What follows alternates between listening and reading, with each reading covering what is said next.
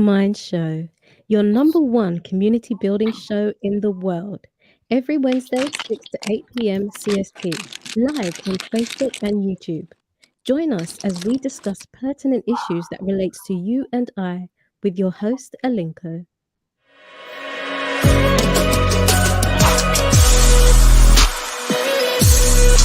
Very talented young people who have decided to follow. Then another year it starts again. Well, this is different. We should definitely be talking to those wonderful people. Once again, we urge you to share the feed on Facebook.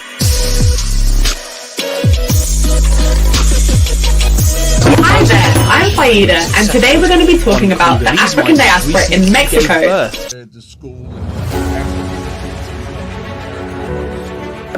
Whether UK likes it or not, I have to leave this country. I became a member and a chief of the Vice Lord all in one day. All these guys wins out of the north at Midway Airport. His father.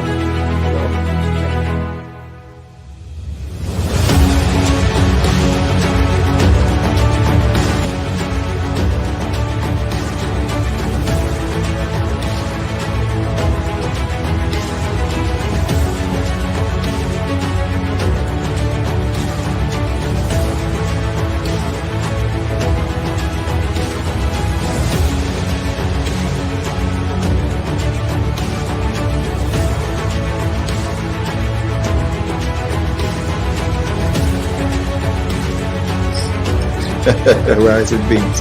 Okay, kids, we have had to come to an end of this beautiful set. It's not about this. This is the inside account of a week that brought the Rainbow Nation to its knees. Right, essentially trying to inculcate into this.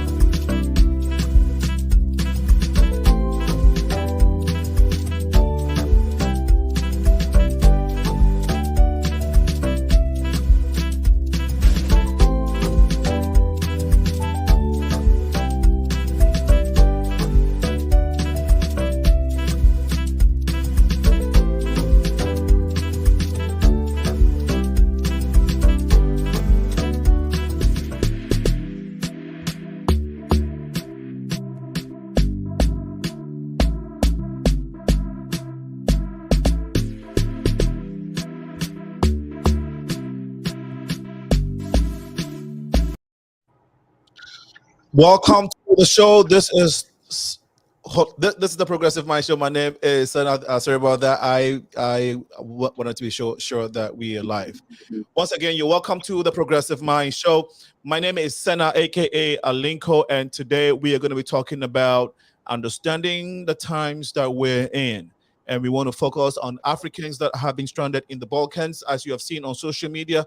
We'll be talking, of course, specifically to the situation going on in Ukraine, the war going on in Ukraine, and we want to see how our brothers and sisters are faring. We've seen some of the video footages on social media, but we don't only want to hear from them. We also want to show that we are concerned about their plight, because not about everybody that is going through it in Ukraine, the people there, the citizens of Ukraine, the areas bordering that area, that country, and the immigrant, every immigrant that is in that country.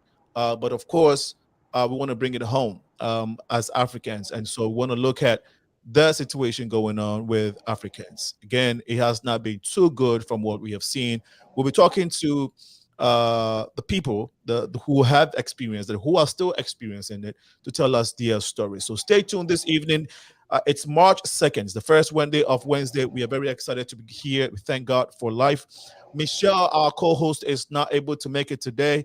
For those of you who know Michelle, she's a brand manager and an event planner. She works with WDB Marketing Incorporation. I want to take a moment to really congratulate WDB Marketing Incorporation in Chicago for the excellent program that you put together this past weekend, the Legacy Awards. Awesome, excellent. I mean, perfect. Everything from the awards, the presentation, to the people, to the network was on point. And more importantly, the monies that you gave out to these young entrepreneurs. That was very inspiring. So Kina Barber of WDB, the entire marketing team there, kudos to you. God bless you for the great job you're doing. We hope to see more of this, and I know this is where your heart is, and that's what you're going to be doing. And then kudos to Michelle Okenot for helping make that event a success. And of course, due to that, she's not able to make it today because she has to do, there's a whole lot of work that has to be done after a huge event like that. We'll go straight to Captain Mike's segment. When we come back, the conversation today would continue. And we have folks here who are in Ukraine. Rabbi James Bayer is also here with us. We'll go to Captain Mike, take his segment real quick. After this, we'll go straight to our guest. Stay tuned and please share the feed as we engage you all. My brother, it's been like 2 weeks we have not seen you. I'm obviously due to work. We are glad to have you here. Please go ahead and give us your updates. All right. Right now at Midway Airport, you're looking at 55 degrees, which is just about 13 degrees higher than our normal high of 42 degrees. The high today was 60. We hit a 60-degree mark, which is a little below the record mark of 71 degrees Fahrenheit. Winds are out of the northwest at 10 miles an hour, partly cloudy skies. Well, let's get into the forecast. What we're going to look for. As you know, the old cliche about March comes in like a lion, so it's pretty true. We're going to have some crazy weather coming in. So we're going to take a look. The rest of tonight, we may have some rain later, some passing showers here and there, down to 36 degrees. Tomorrow, we're going to have a high of 32. It's going to cool off a bit, a low of 28. Some rain late in the afternoon, late morning, afternoon, and it's going to clear up a little later. Mostly cloudy skies Friday, high of 42, low of 25 degrees, southeast winds. It's going to stay dry. Saturday, we're going to have some gusty winds, 15 to 20 miles an hour out of the southeast, high of 60 degrees, low of 42, and some rain late. Sunday, that rain is going to stop early, going to high of about 50, but those winds are going to stay strong and gusty, 15 degrees, gusting up to possibly up to 30 miles an hour. So hold on to your hats. It's going to be windy. Monday is going to be crazy. High of 34, low of 30. Going to start with the rain to snow mix. It's going to change over to snow. Right now, the models are looking at up to 7 inches of snow, so keep an eye on that. That may be a change in that forecast, but keep an eye out for Monday. Tuesday, we're going to have some clearing. That snow is going to stop early, but we're going to keep some winds out of the northwest, gusty, 5 to 10 miles an hour, gusting up a little higher. 33, low of 22. And Wednesday, partly cloudy skies, temperature 33. Winds are going to stay out of the west, 5 to 10, and maybe some gusts a little higher.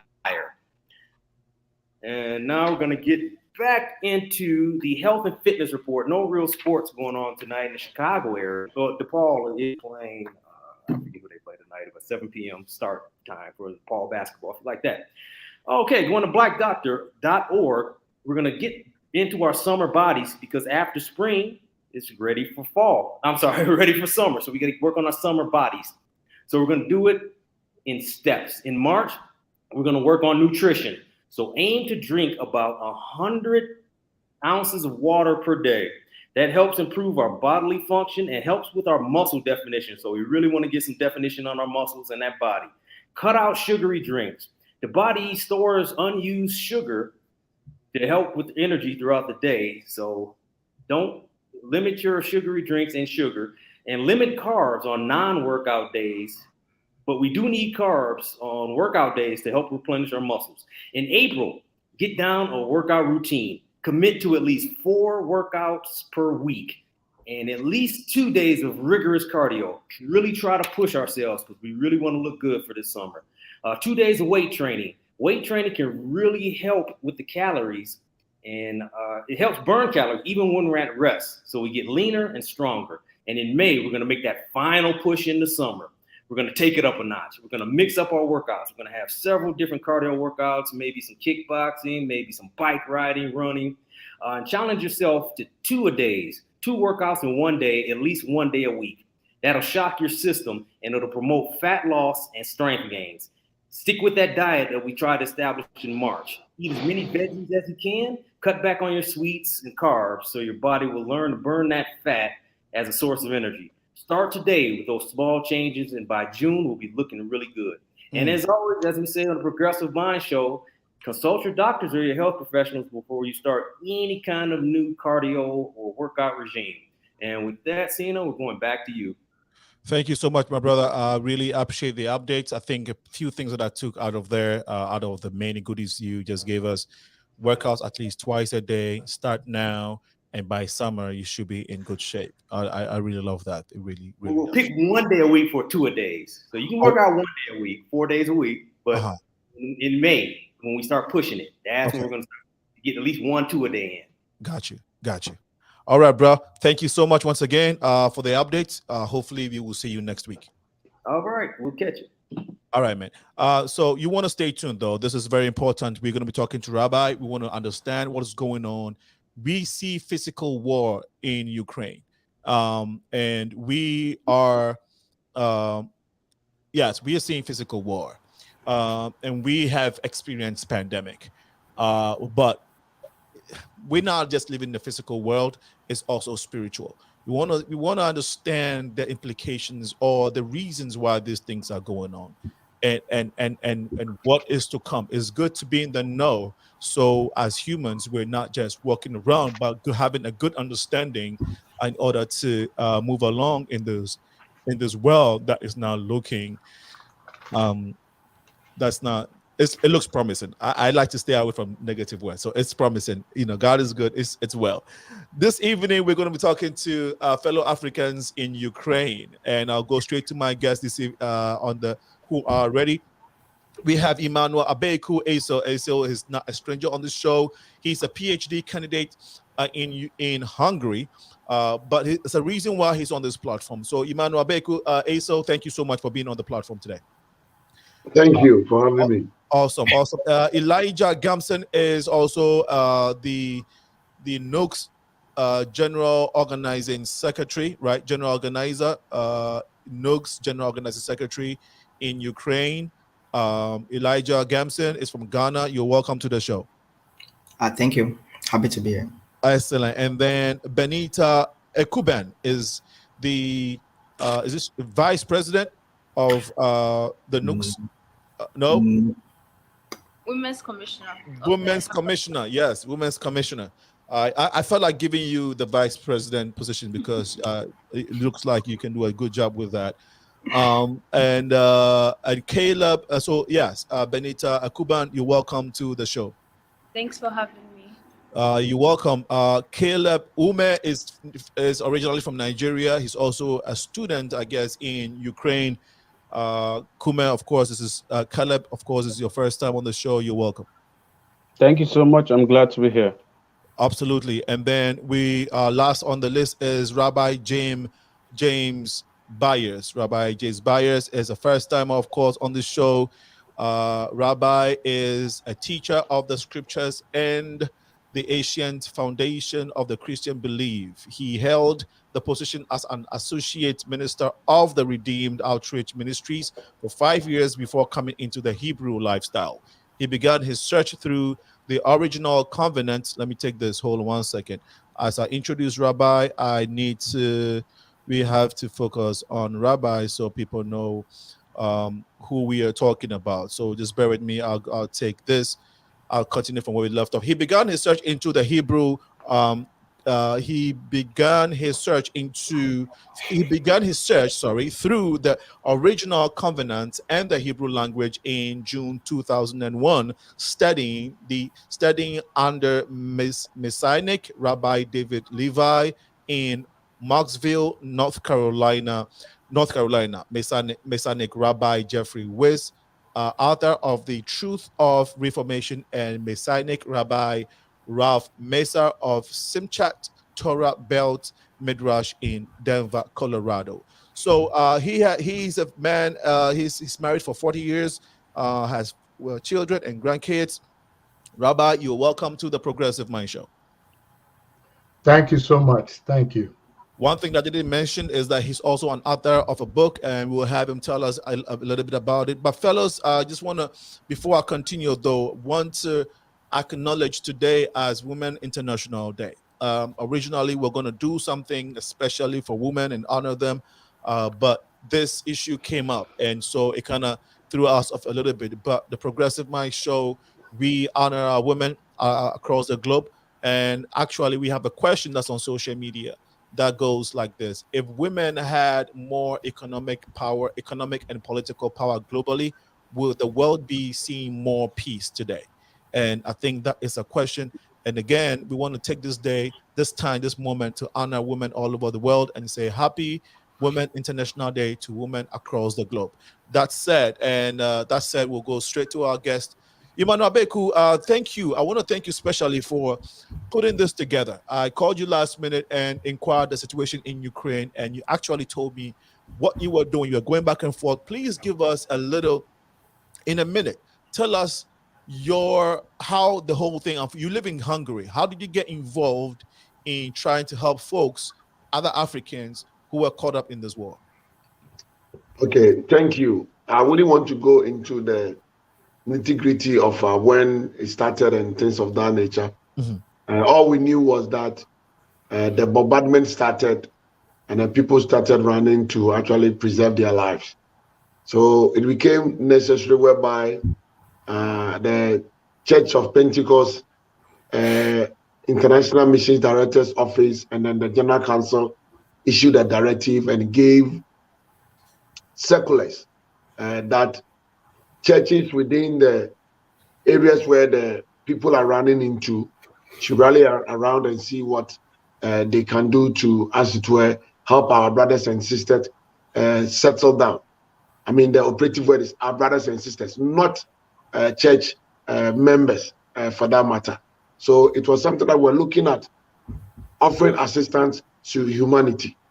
Fortunately for us in Hungary, the student body had come together under the umbrella Ghana Union of Hungarian Association Students, or what they refer to as a GASH. The president is one gentleman by name Gabriel Asante. So they approached the church and then had a discussion, and the church agreed that, if it's something that we are to use the place as a holding area, it's not a bad thing. So whilst they had then approached the church for that assistance, of which we had agreed to do it, then the church circular also came.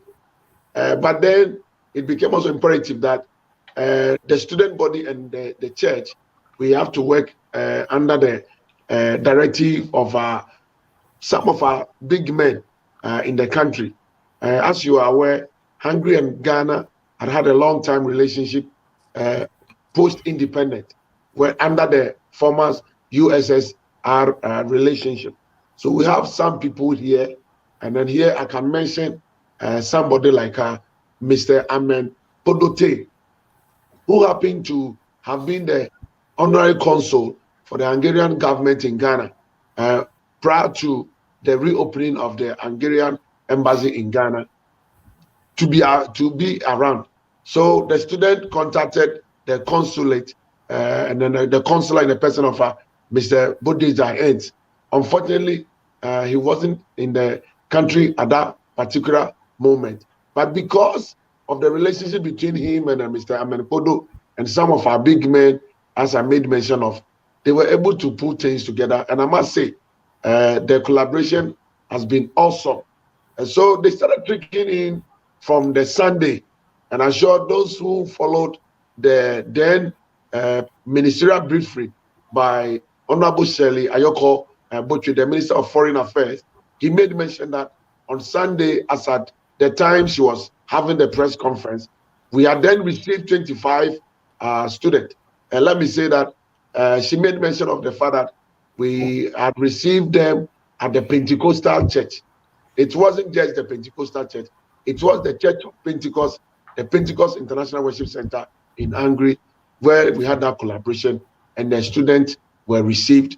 And since the Sunday up till now, if per the figures that we have received, in fact, I was there before coming on the set, but I did not check the figures. I'm sure over 300 of our compatriots are currently in Hungary. If I actually use my mind to look at areas that we have sent to them, we have received more than 300. And then aside these 300, we had our brothers from Nigeria. I remember we have a lot of Nigerians among those we are assisting and offering accommodation to. We had Tanzanians, we had Ethiopians, we had Zimbabweans, and then yes, I made mention of Ethiopia, and then some few Kenyans who came in, and all of them have been settled by church. And it is an ongoing program that we are having until maybe God touches the hand and then the mind and the heart of Putin, and then there will be ceasefire and no more casualties or no cessation of a bombardment of the Ukrainian country. Then we will also have a peace of mind to make sure that everything will come to a standstill. Thank you. Thank you for sharing.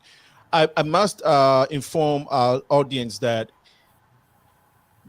it's about 2 a.m., right? It's almost 2 a.m. in Ukraine, Hungary now, right, guys? It's 20 minutes past 1 a.m. Yes. And so first of all, I really thank you guys for making it, staying, because I know it's been a long week and a long day already, and for you to stay up to this time to share your story, really, really powerful. And I can't stress it enough. And I want, if you're watching us, please share the feed and find ways.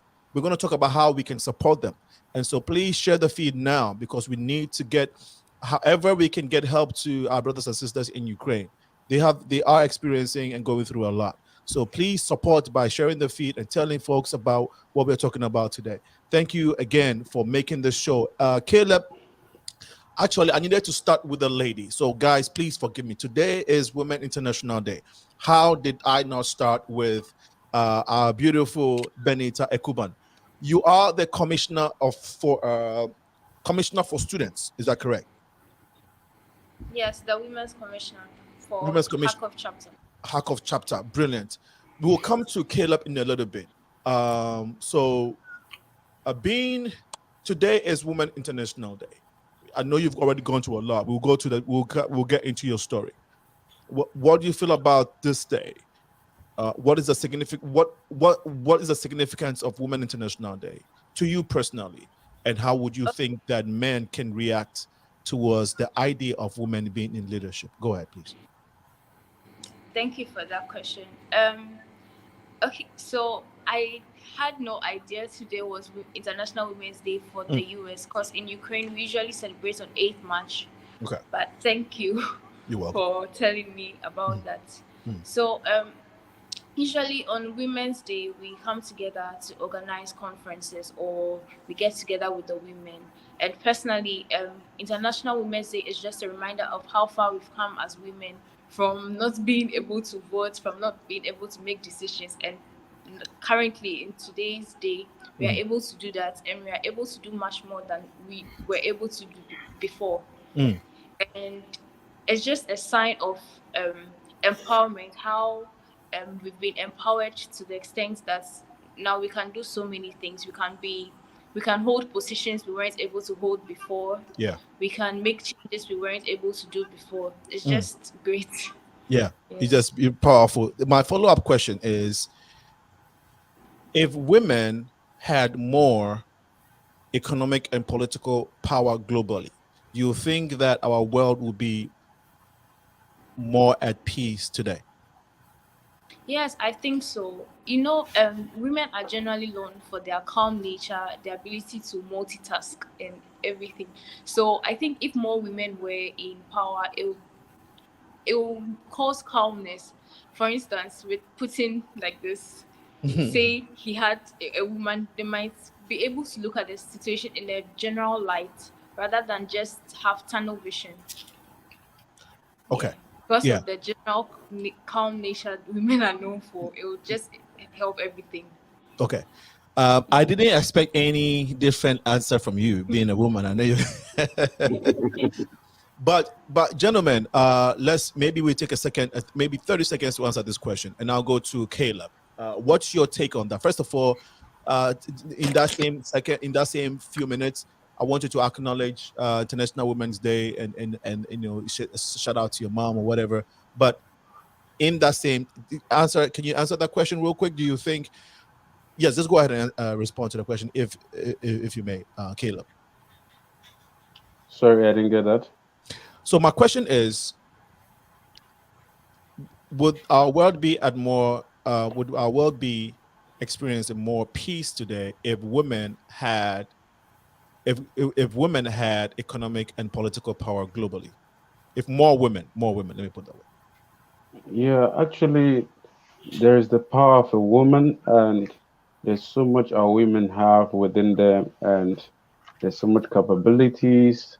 They're competent in many areas, and I think this is an opportunity for the world to actually recognize them and give them the opportunity to actually express themselves out there, remove the limitations, remove the discrimination, and give them the full authority to express themselves. And I believe they'll actually do so much out there. And so you think that you think that the world would have been at more of peace today if there were more women in leadership globally? Would that be a yes or no for you? I wouldn't directly give a yes. I wouldn't directly give a no. Good response. Okay. I mean, look, it's I wanted to get your candid opinion, Elijah. All right. But before you go ahead, Caleb, you want to take a second to say something? Happy International Women's Day to all women out there. Yeah, happy International Women's Day to my mom and to my wonderful sisters and to every woman out there doing great things. Please keep pushing and give your best. Awesome. Thank you. Elijah. First of all, I want to acknowledge the International Women's Day. Actually, didn't know that it was today was Women's Day, to be honest. But then it's good to know, and I just want to wish all women happy International Women's Day, my mom and my sisters as well. And about the question of women, what if women were to hold much more positions in power, if the world would be a better place? I think I'm indifferent about that, but I believe that women have a lot of capabilities. They have a lot of competence. We can see in our world today, there are a lot of females that have held very high positions, even presidents, and you can see that they are doing a whole lot more than the men would have done. And I wouldn't say, from where we come from, we have always demeaned women back in the days. We have seen them not to be very good decision makers. We've seen them to be just people that are to stay at home and do house chores and that. But women have grown a lot in this age and they can do a whole lot more. So I believe that they have the capabilities to actually do a lot more in the world now. And let's give them the opportunity to out there. Okay, look, I want to apologize to the world and to my audience and to you guys. It's actually, you're right, Benita, it's actually next week Wednesday, next week Tuesday, which is the 8th. I am ahead of myself. All this while, I was bent on the fact that today is International Women's Day because I was waiting for you to get to my turn, and I'll remind you that I agree with Benita. It's on the 8th of March. Is it?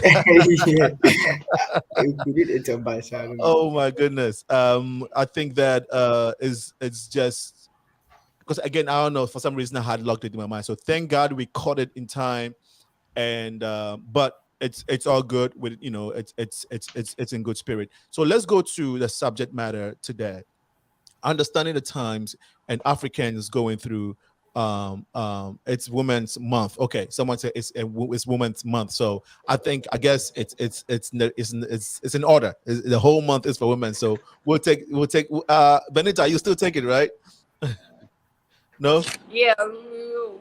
Any day, anytime. Caleb, Yes, sir. you how long have you been in Ukraine? I got into Ukraine on the 31st of October last year. Okay. And do you have siblings there, or is just you? Just me. I came in for a master's program. Okay. Master's program, what are you majoring in? Cybersecurity. I'm actually a legal practitioner, so I came in to run a master's on cybersecurity with interest in risk management, compliance, and governance. Okay. Would you say that you got a scholarship to Ukraine, or you just, you wanted to come and you got there?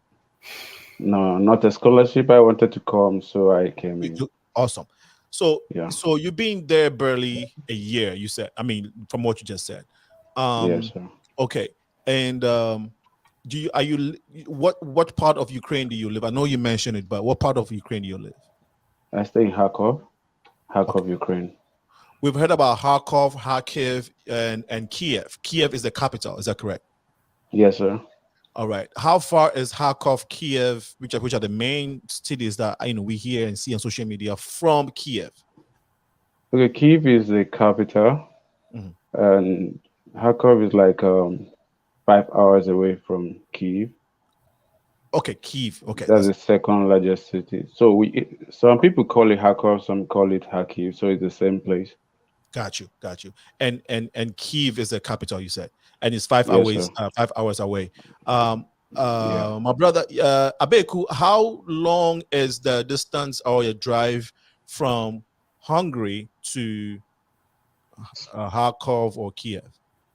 It depends on the means of transportation.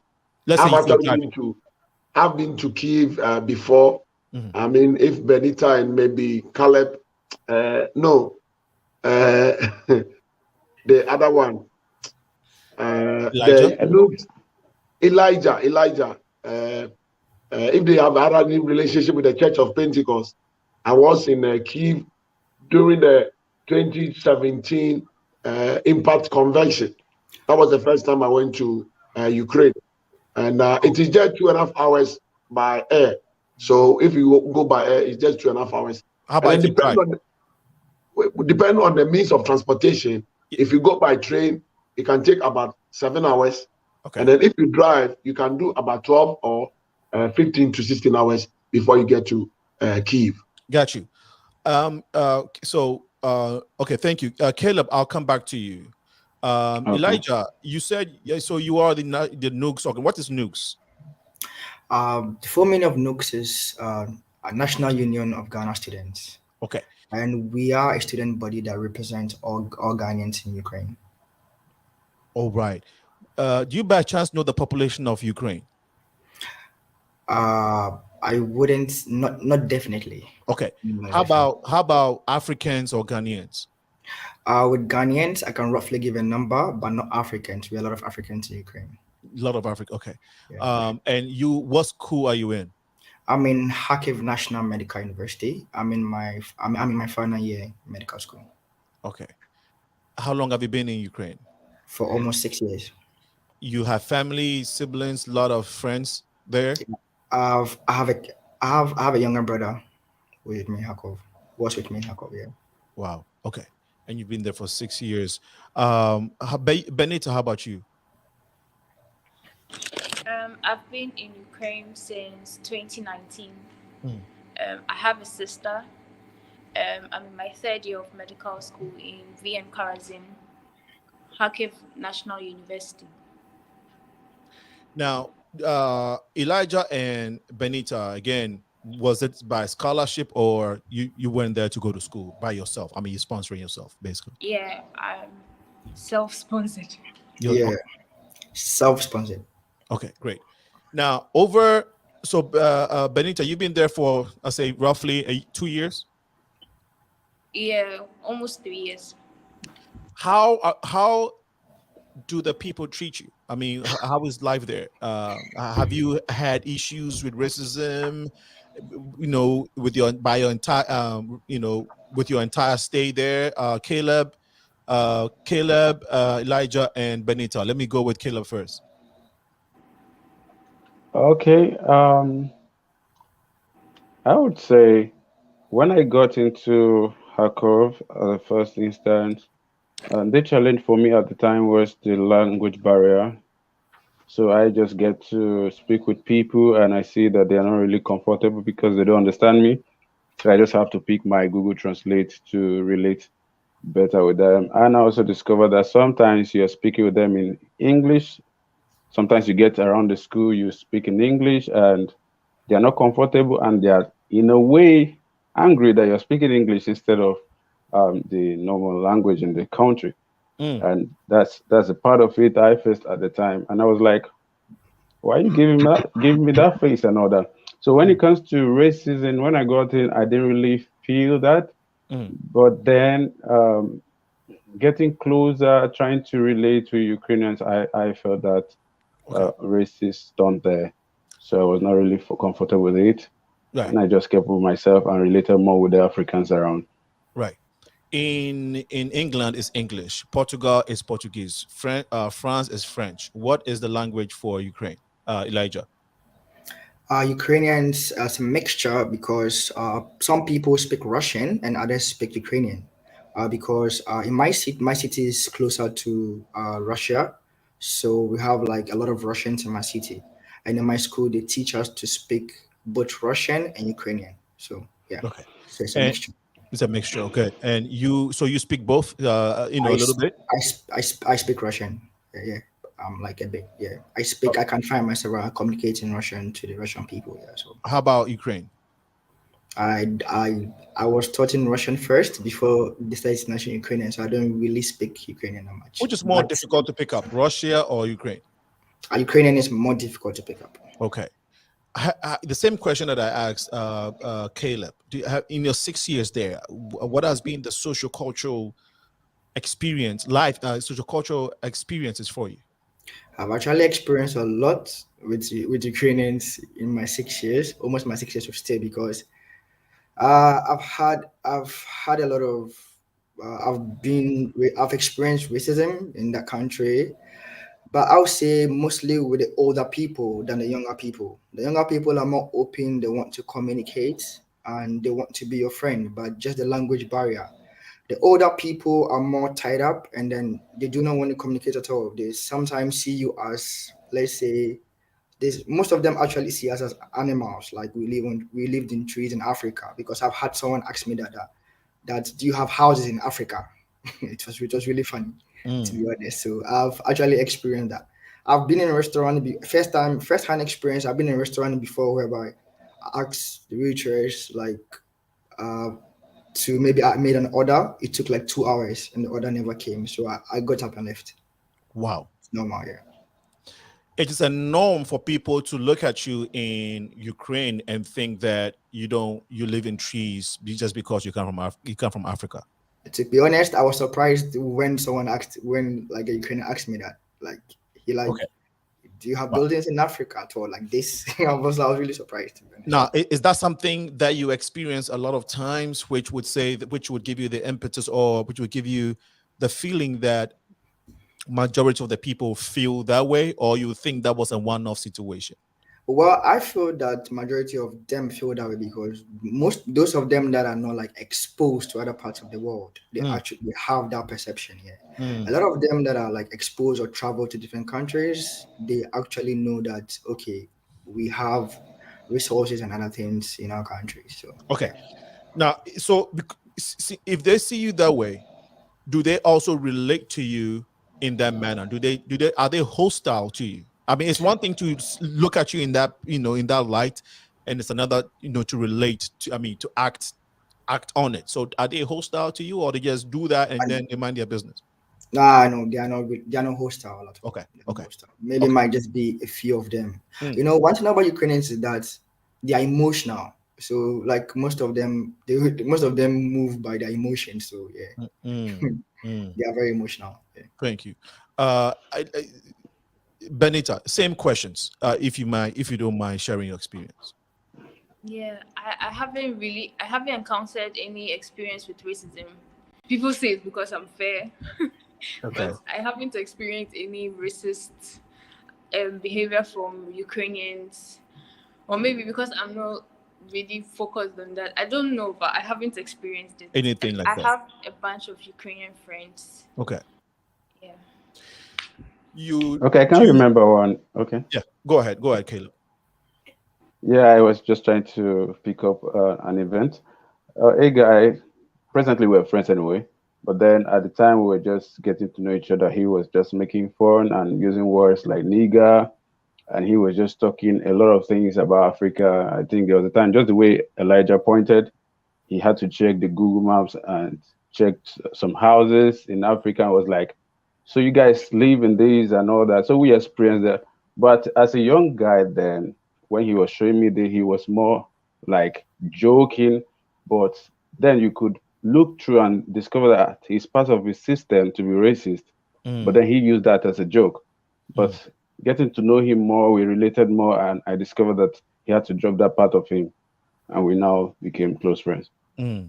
Wow. Yeah. Wow. So it's funny that they will call you, even though you are African, they will call you a nigger. Yeah. Oh yeah, they do. Oh, Caleb, I mean Elijah, yeah. Some of them do, yeah. Wow. You see, so this is why it's very important. And Rabbi James, I'll have you come in. I just wanted you to, soak in based off your perspective, get to see what is going on, and then I'll have you come in a little bit, Rabbi James. This is why we talk about these issues on the Progressive Minds a lot. That as Black people, it doesn't matter your ethnicity or accent. We as Black people globally have to acknowledge and recognize each other as such. We are Black people, we have one heritage, we are Africans, period, and treat each other with love and look at each other with love. You might not just, you may not like me by the way I sound and how I dress, but have love in your heart and mind for me. Don't necessarily look at me because I sound differently. Because regardless of how you sound and where you're from, there's the tag on you, right? Across the globe. The Asians may not call you a nigger, but they may have another term which might be equal, which might equate the word nigger. And I'm shocked that in the Balkans, all the way Eastern Europe, they use those words to refer to Black people. But let's come to the war now. And thanks for sharing. But Benita hasn't gotten any situation like that, so I am glad. As a young lady in Ukraine, probably because she says she's light skinned, and the light skin, oh my God.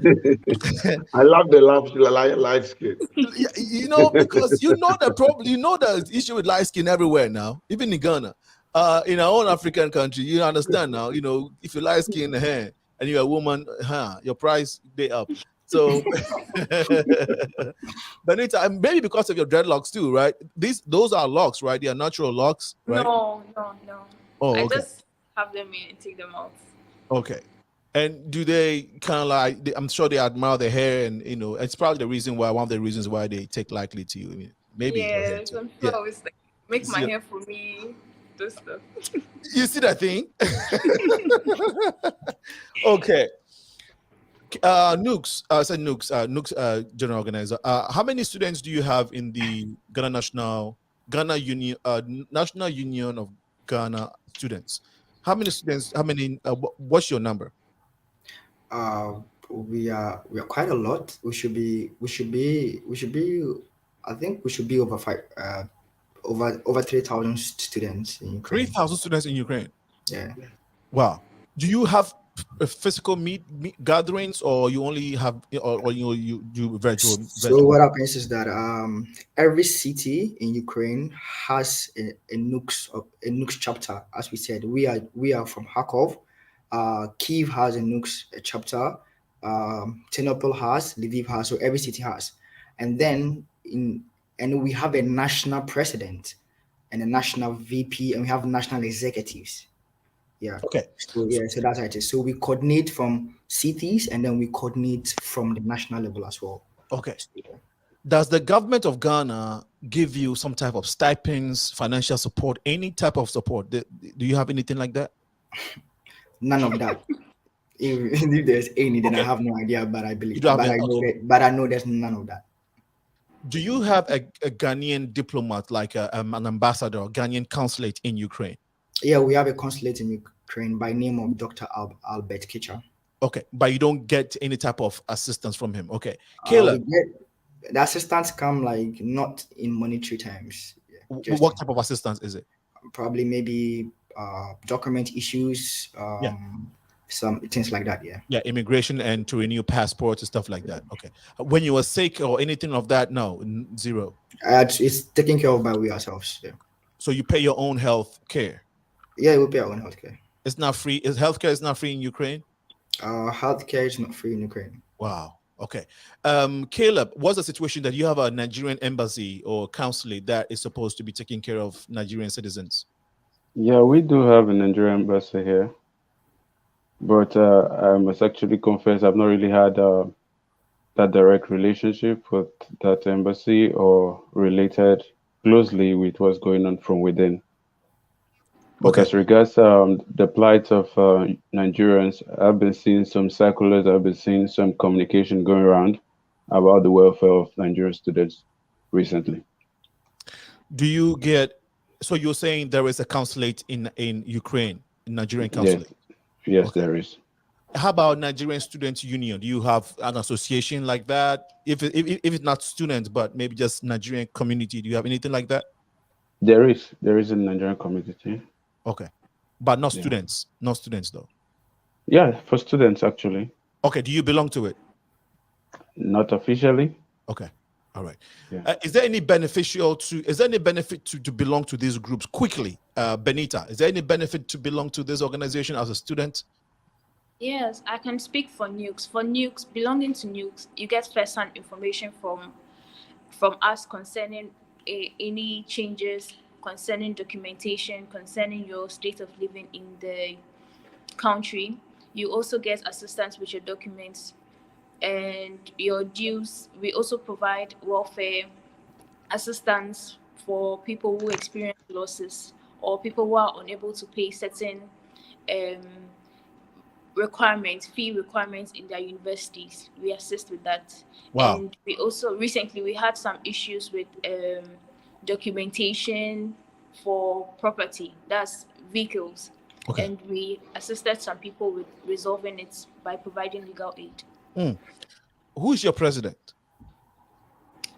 My chapter president is Miss Grace Osei, but our national president is Mr. Philip Obiansa.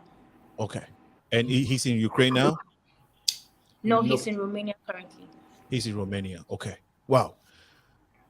This show is called, we titled it Understanding the Times. And so if you're watching us, this is what we want to know. What does the war in Ukraine mean?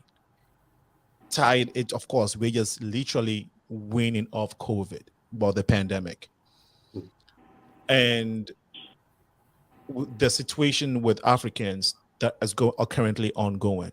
I'm going to play some tapes or some videos that you have seen on social media, and I'm going to have our students comment on it, our guests comment on it.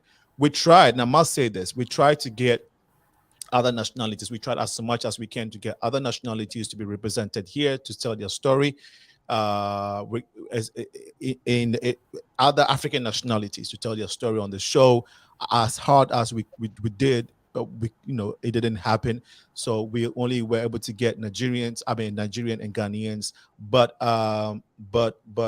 ABEKU, one of our facilitator for this interview, he doesn't live in Ukraine, but has been taking care of a lot of Africans, and he'll be telling us about the plight of other African nationalities during this show. Again, we ask that you share the feed.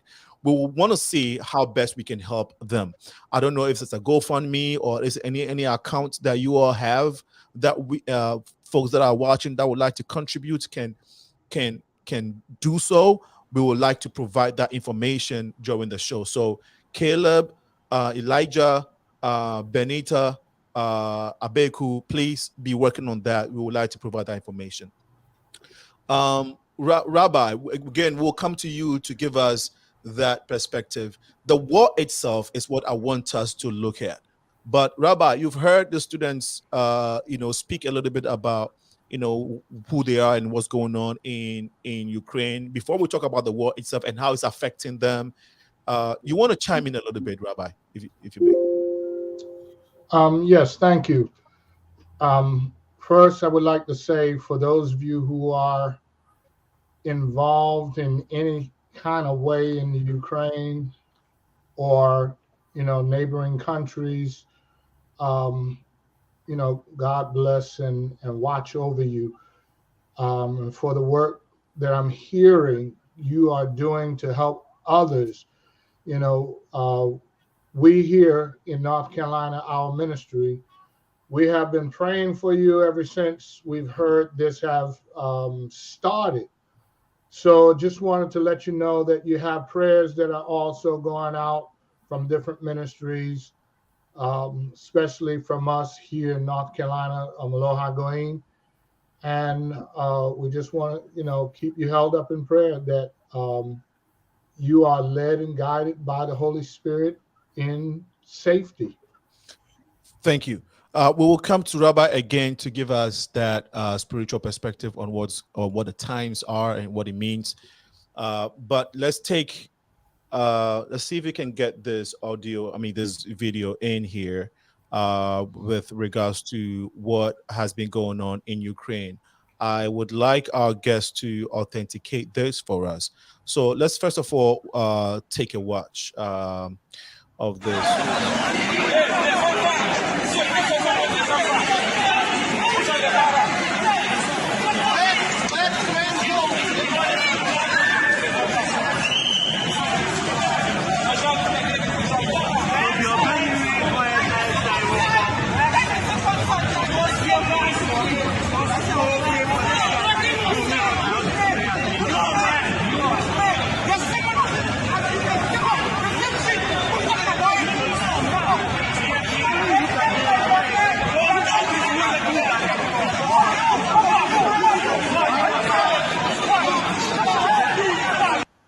Okay, so while this video is going on, guys, can anybody identify this video and where this probably happened at, whether it was Kiev or can anybody identify where this was happening at?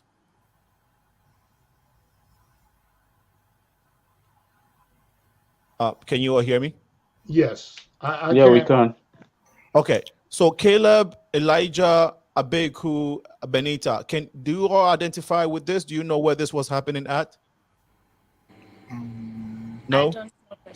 I don't can properly place it. Okay, let me see if I can properly do that. Let me see here. Let's see. Okay, here we go.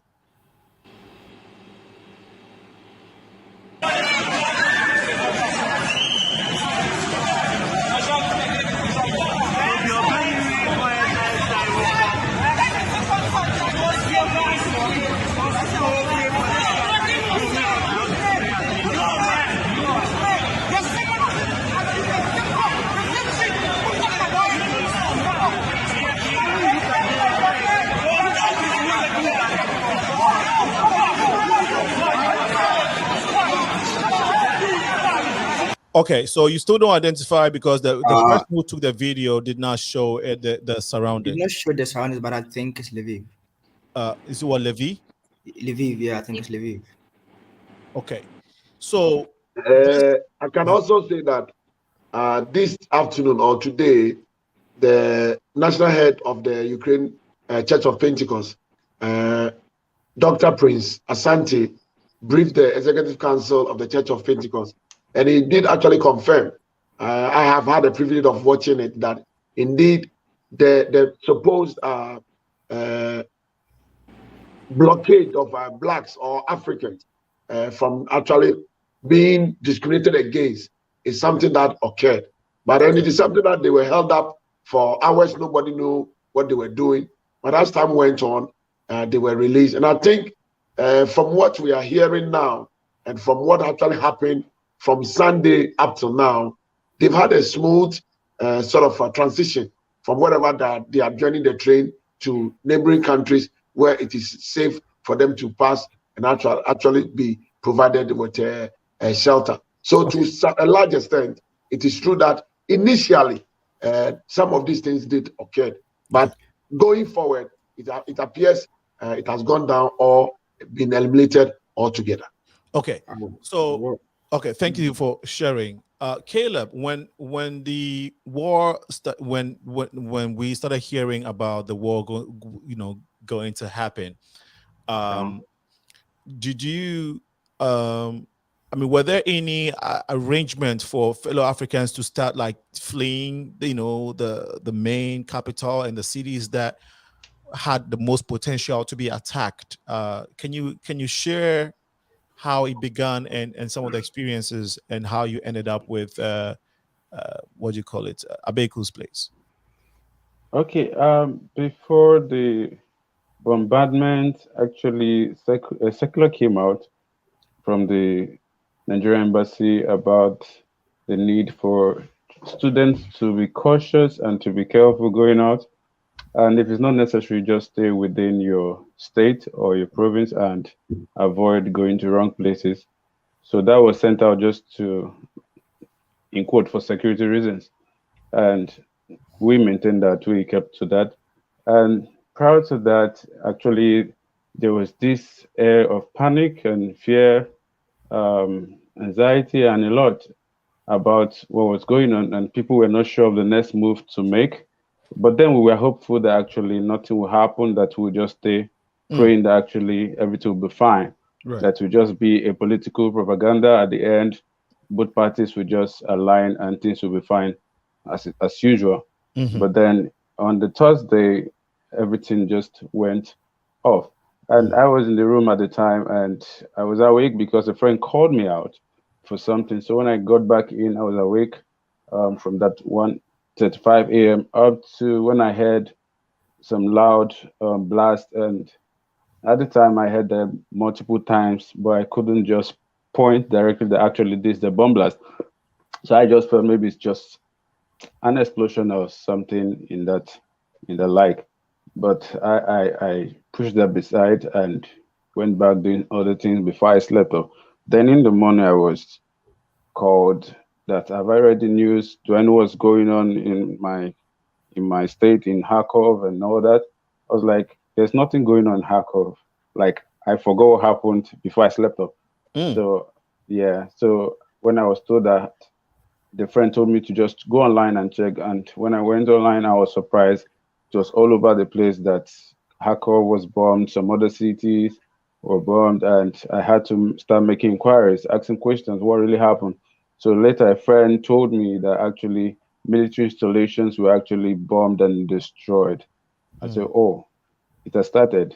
Before I knew it, I was seeing students running out with bags. It was just a clear scene of confusion. I was looking from over my window, I could see some Ukrainians running out with bags. Some were so confused that as they were running out with bags, they were coming back with the same bags. Like, I've never seen a scene like that in my life. You get, I was like, oh, this is really war. This is the war I've been hearing about. I know I've heard about the civil war that happened in Nigeria and all that. It was just a story being told to me. But I was just seeing a clear representation of what happened in the past. But I was just hopeful and praying that this does not escalate. I was just saying, oh Lord, let it just start now and end now and all that. So before you knew it, people were leaving. They were calls from Nigeria, calls all around, friends, Africans. They were like, oh, I hope you're safe. I was actually telling them, don't worry, it's just a military stuff that it will be over. It will be over. But then it continued. And before I knew it, some friends were calling me that they were leaving. Yes, they took like a backpack, some took their luggages and they went to the train station and they moved immediately. Some said they were going to Poland. I think most of them at the time were hitting on leaving for Poland. Because before this event, I had a lot of persons left the east of Kharkov. I went down to the up to the west around Lviv. They were staying there in case there was anything. They would just quickly run into Poland. But then we were actually praying that actually this does not get to that point. Right. But finally it happened, and we just had to know what next to do. A lot of persons were calling, what's the next thing to do? Yeah. I would just advise stay indoors. And also I discovered that a lot of buildings had basements, and there was also these metro stations where underground people can go hidden, and a lot of persons had to start moving. Moved into the basement, moved into metro stations, trying to be safe. Okay. That continued even onto the next day. Right. Yeah. Right. So that was like a startup of what happened. Exactly. On Thursday. Thursday. Yeah. We'll come to you to continue from how you got to a safe place. Okay. Elijah, is Ukraine built for situations like this? Because we hear of bunkers, and of course there are subways everywhere. But if a country has a lot of bunkers, underground bunkers, then it's just like they're making preparations for things like this. Is that what it is, Elijah? Ukraine was part of the Soviet Union, like in the past, and they're part of the World War II and all that. So I think after the World War II and everything, most of the buildings that were kept up in states, they made sure that they built bunkers and then shelters just in case. Just in case. So they never knew. So they just did that for like let's say precautionary measures. And then at the end they actually needed it. So yeah. All right. Yeah, it makes sense.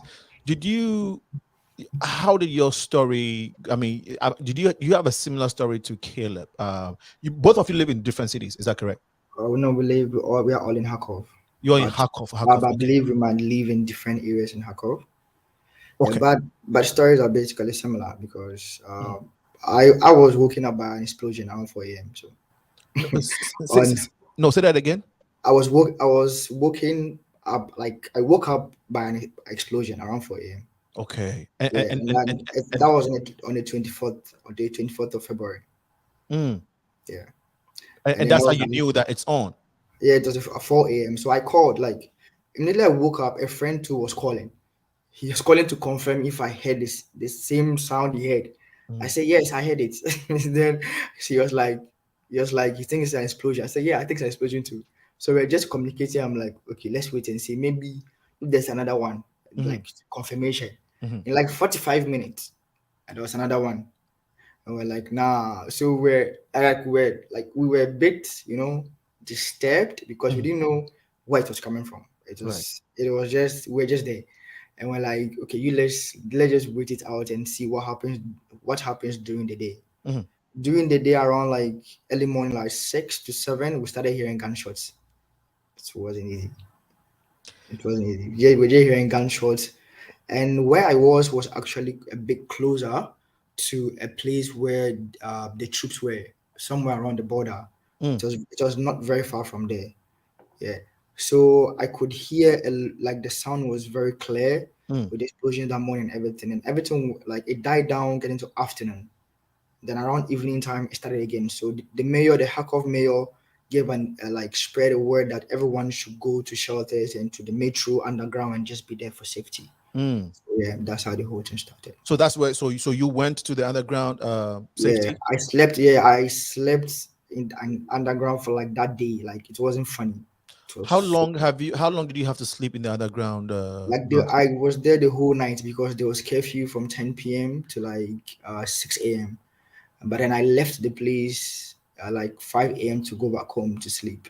And then in the afternoon, they were saying the same thing, like we should get back to the shelter. So I left from that place and then actually went to meet my friends in another place. So because it was a bit further away from like the whole noise and everything. But then the explosions were getting closer each passing day. Right. So on the second day on the third day was when second to third day was when I left.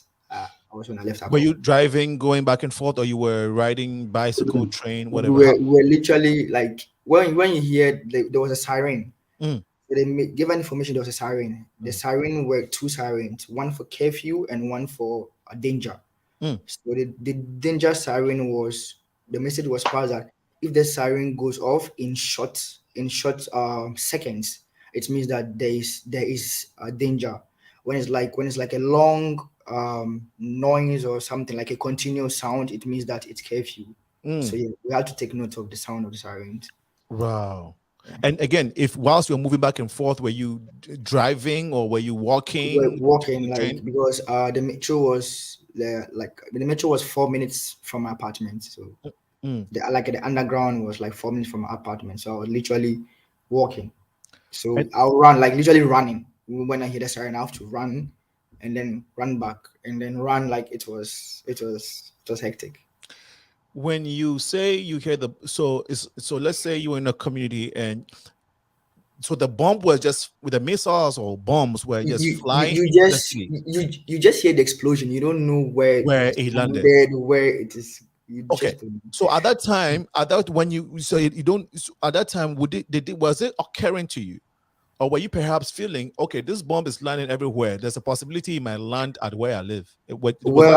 I had to get information on whether any place had been destroyed. But the information I had was that they were not actually targeting citizens or buildings of the city. Okay. That it was actually between the military. So as Caleb said, we're all wishing that maybe it should just be the military and then everything will calm down and they'll stop. So the news came that the two presidents were going to have a meeting on that day.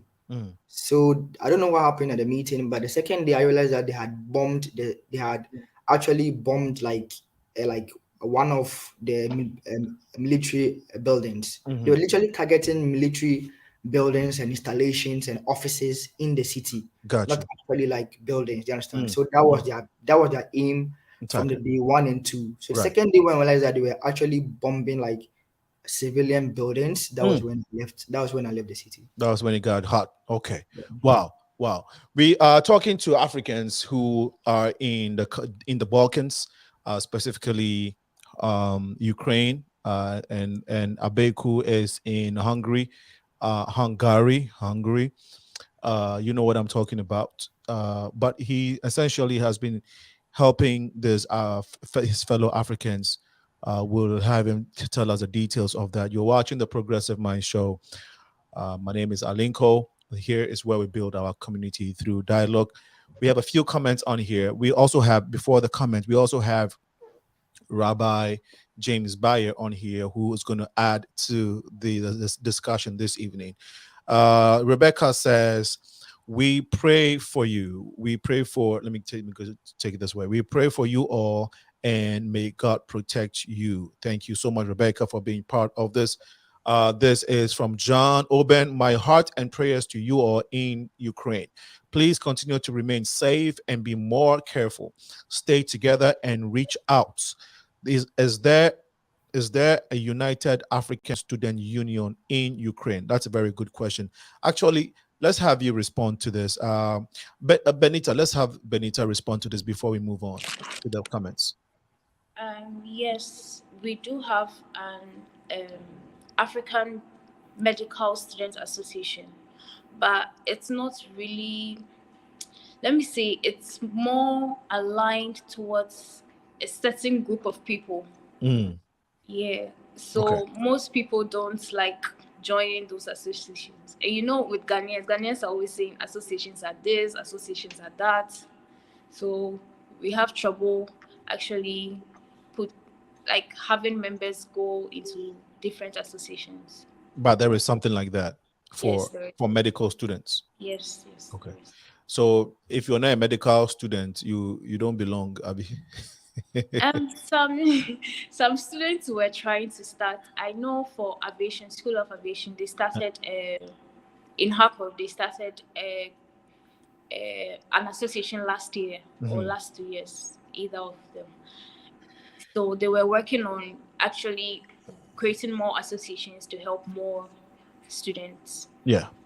It's very powerful what the question John asked. And again, it's an opportunity for us to pay attention to some fine details. These situations occur for us to be aware, to wake us up.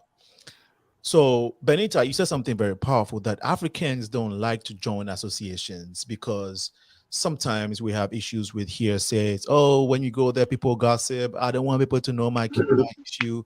And, I don't like Africans. I don't like, we hear that all the time. Africans like to do that. I don't like where Africans gather. We may not like everything we do, and I understand that. But there is an essence, there's a need for us to have that sense of community, because everywhere else you go, because the Asians are good at that. Any state, any geographical location, geographical region, or whatever you will go to, and you see Asians, they have a way of coming together. And I think that goes for the Jewish people too. Rabbi can, help me with this. It looks as though other ethnic groups or races, kind of work well when it comes to sense of community. But Africans, especially when we are outside our, countries, we don't like to mingle with fellow Black people. It's something that I have noticed, and we have to work harder towards that, because in times like these, we need each other, right? Because you will not be treated any different. You may not want to go to all. You can shun all Africans and be all. I don't want to be there. I don't want to mingle with Africans. But when it comes to it, the people you want to mingle with, they will let you know where you belong. To be honest, and we saw the video. You can belong anywhere and not. But if you're not trying to form a community with your own people, loving everybody else, but paying attention to the community you belong to. And if you're not doing that, one day reality will catch up, because whoever you think that you rather want to mess with, guess what? Reality sets in, and I just wanted to stress that point. So, Benita, am I wrong, Benita? I mean, you can respond. No, you're not wrong at all. You're very right. I see these things, and we got to work well. This, if nothing, this time that we're in is showing us a lot as Africans and Black people in general. So let me go to the next point. Thanks for responding to that question, Benita. I really appreciate it. I guess your response is as good as the NUGS General Secretary, who is Elijah. Robert Kumaple says the middle name is what I'm trying to avoid, but let's see. Lajagla, Robert Lajagla Kumaple. First time, I love this. Thank you so much, my brother, for joining in. Any comment, any words of encouragement for our students in Ukraine? It's about 2 a.m. It's past 2 a.m. They are up trying to share their stories. So please, let's support them in whatever way we can, by sharing the feed, by giving them some words of encouragement. The phone number is 815 277. Let me get the phone number. 815-277 5047 if you want to ring in and share some words of encouragement. So here is my heart and prayers go to, okay, I think we already worked on this. My heart, okay, why am I getting the same one all the time? And Jimim says, I hear Elijah Gamson use the word we when referring to Ukraine. Does he see Ukraine as his home? When he is done with obtaining his education, does he intend in maintaining residency in Ukraine? Okay. Elijah, you might want to respond to this. All right. Living in Ukraine for almost 6 years, I guess I can call it home. But then I'm not from there, and it's easier to get a resident permit when you've been in a country for, I think, in Ukraine for more than 5 years. I think, yeah. But I don't plan on continuing to stay there, because I plan on moving ahead with life. I had a lot of plans after school, but because of this war, looks like I have to look for plan B. So yeah. Okay. So there you go.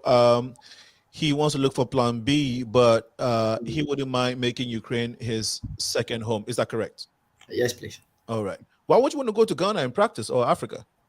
Well, I never said I won't go to Ghana and practice or Africa, but I believe there's time for everything. Okay. And then I just don't want to be like limited when I go back to Ghana. because I believe that I can, so far as I'm out of the country, why not look for better opportunities, be stable, and then at least go back home. You know that whatever you do, you can as well leave the country to practice, and meanwhile be at home to practice. So you think you might be limited if you go to Africa with your skill set? Not limited as in work per se, but then I want a lot of freedom. I want to be able to move out if I want to leave the country to practice in a different country. And you know, when you want to practice medicine, you need to write exams in different countries. So yeah. Okay. Wow. Thank you for sharing. Angie, I hope that satisfies your curiosity. I know you were just curious, but if you were not, feel free to come back. We have a call on the line. Before we take this call, let's take another comment. Elijah, does NUGS have any engagements, relations with students from other African countries, as example Uganda? If so, how are they coping? Great question. Okay, so personally, actually, before you answer that question, so that we don't have the caller holding up for a long time, please, I'll come back to this question.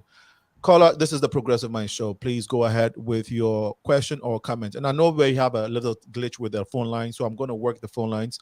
But in the meantime, please go ahead. Yeah, I'm calling from Joliet, you know. Yes, please go ahead. The certain lady, well, what me,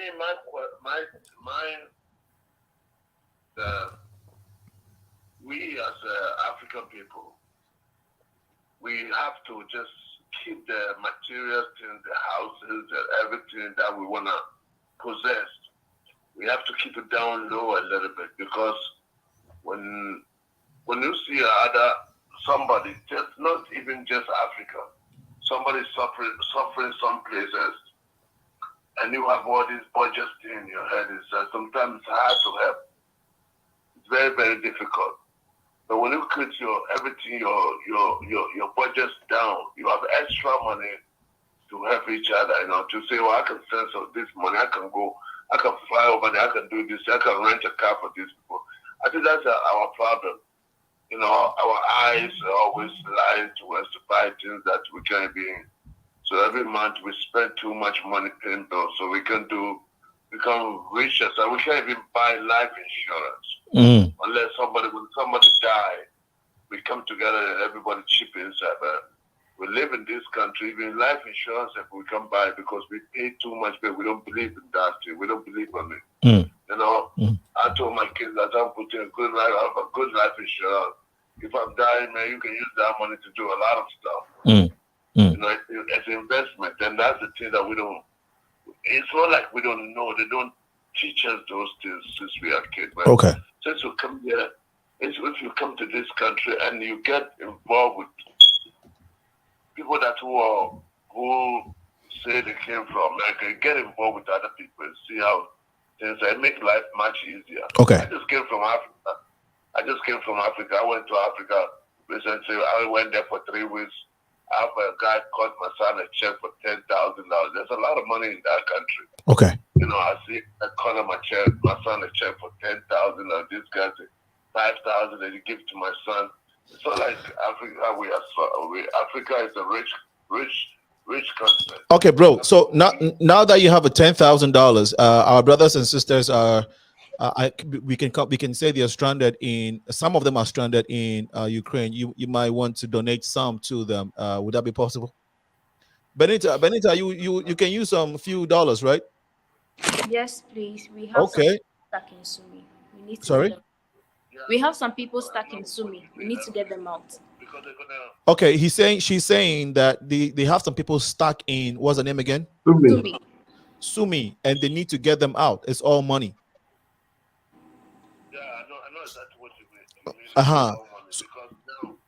So because of time, right? Because of time, what I want to do is we want to provide the information. Benita, guys, if somebody wants to donate or help, what are the means to do that? We have a Make Help link. We have a GoFundMe link. We have a PayPal account, and we have a direct bank transfer. We also accept Western Union, RIA, Intel Express, any of the money transfer services. How about I Wave? think after the live, we'll send you the information and you can put it up on the page. Okay. All right. So that's what we'll do, my brother. I think that I like your energy. I like the way you think, brother. But more importantly, we have to show action. This is a time that our brothers and sisters need us. And so in as much as we are advising, we also have to put our money where our mouth is. And so I will put the information out there. And good thing your son has $10,000. We can, this book can use some. That's a lot of money. So maybe you can help our brothers and sisters in Ukraine with a little bit of that. Okay.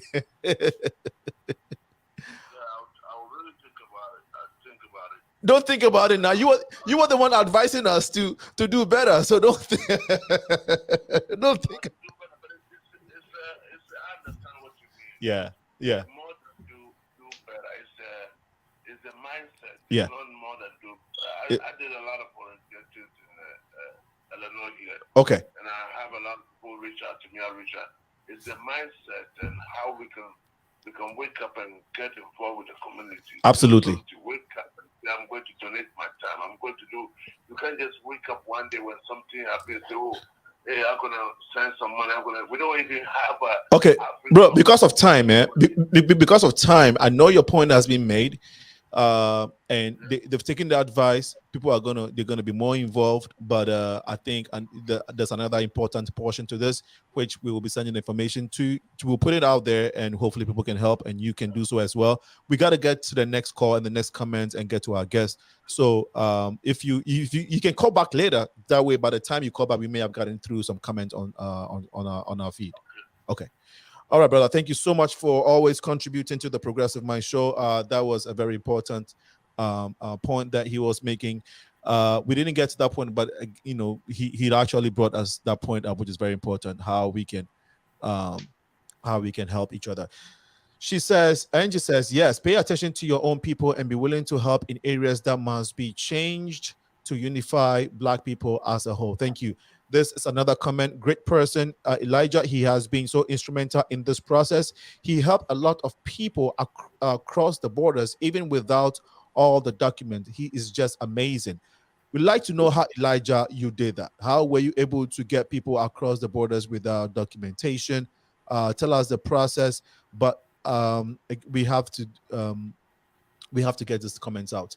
Elijah does NUGS up. No, we have already gone through this. Amayal says, Efamaya, our hearts with everyone, especially Ghanaians and Africans. Sena Alinko, this OMG, to your guest panelists, my prayers are with them sincerely.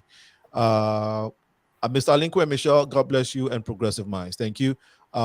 Women in Africa, it's Women's Month, One Africa. Thank you for your comments. Joy Ogbona says, well done, Senna. Well done to Joy. Thank you for being part of the conversation. Guys, we will take a quick break. I'm sure my guests, they've been up for about 2 hours. They may have, they need a break. We all need a break. We'll take a short one. When we come back, the conversation on understanding the time with Rabbi James BYERS and our brothers and sisters in Ukraine. We'll continue the conversation with us. We'll be right back after this short break.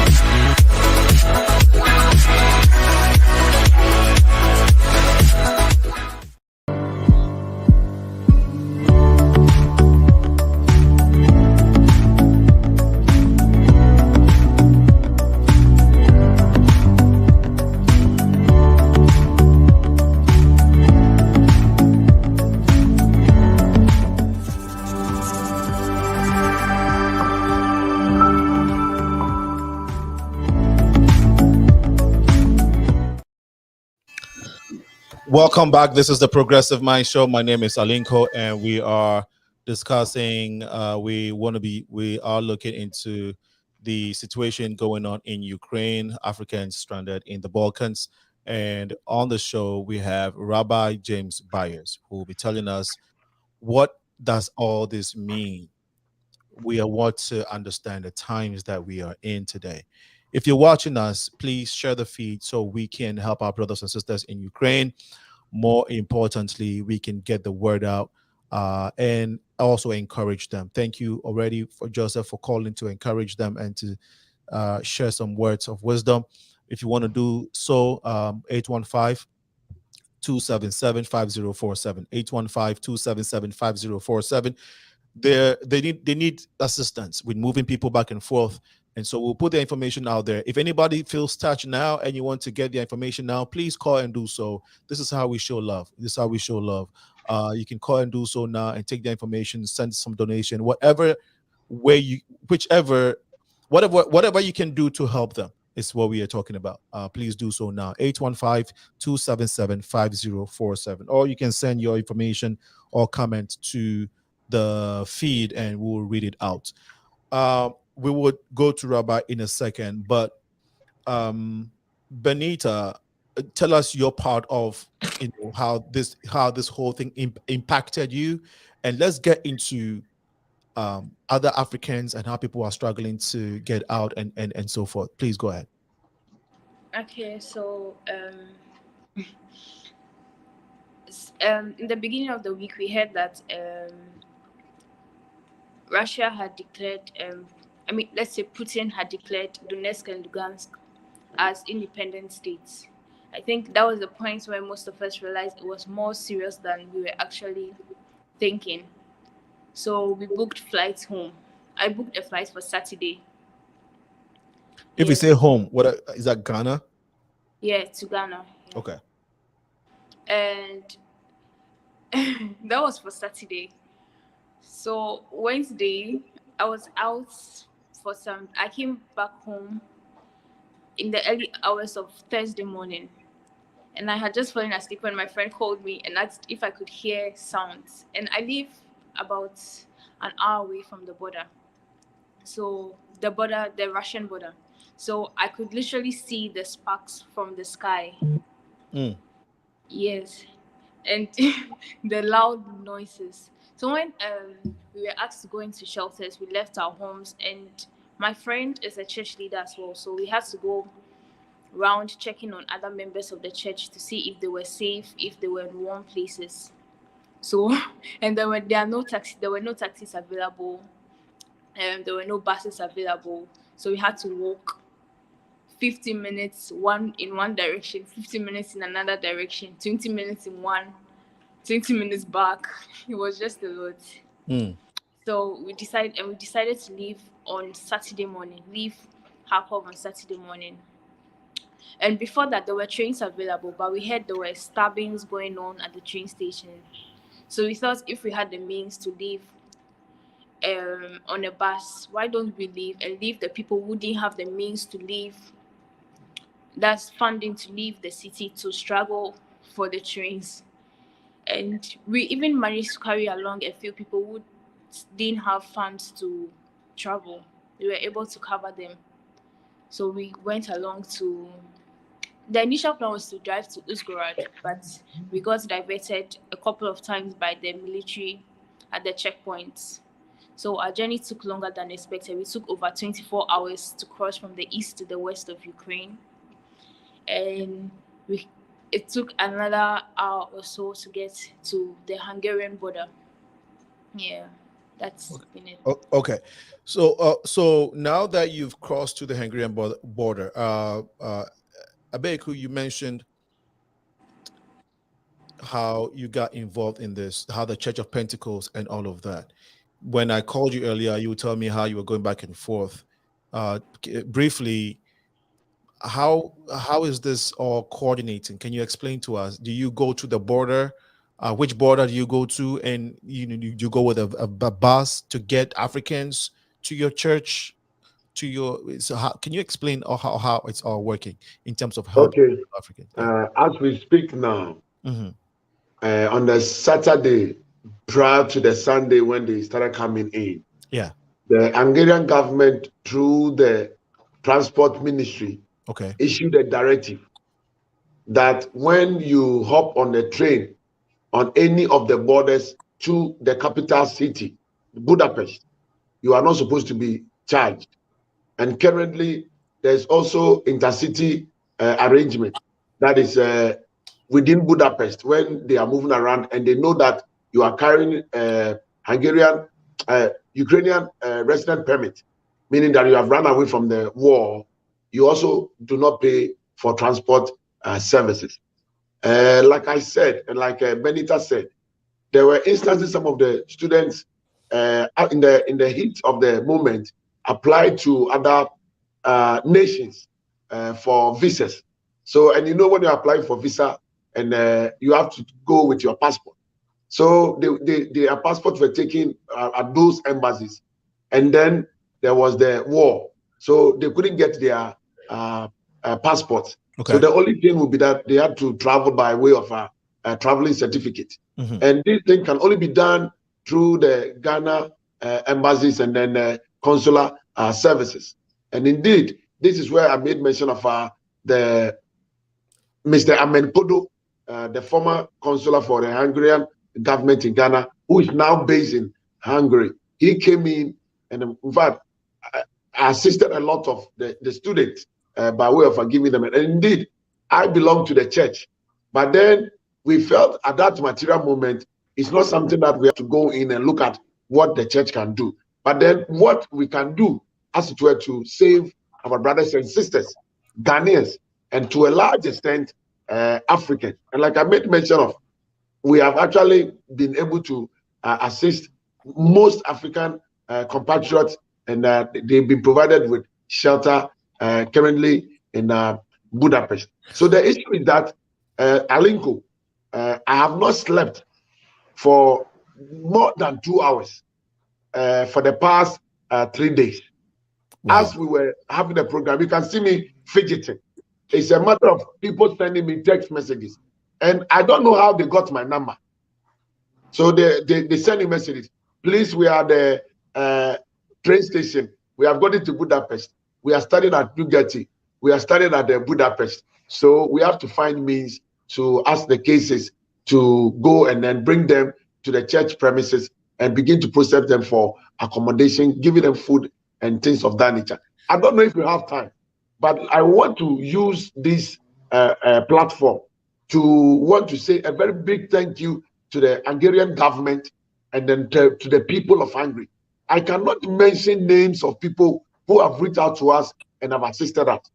As of Sunday, when they came, it was the Ghanaian students in Hungary who contributed and provided meals for them.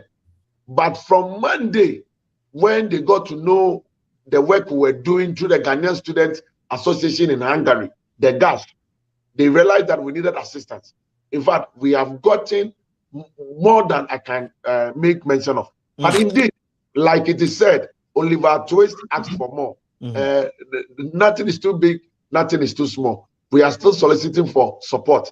If you give me the opportunity, I can mention names on ending.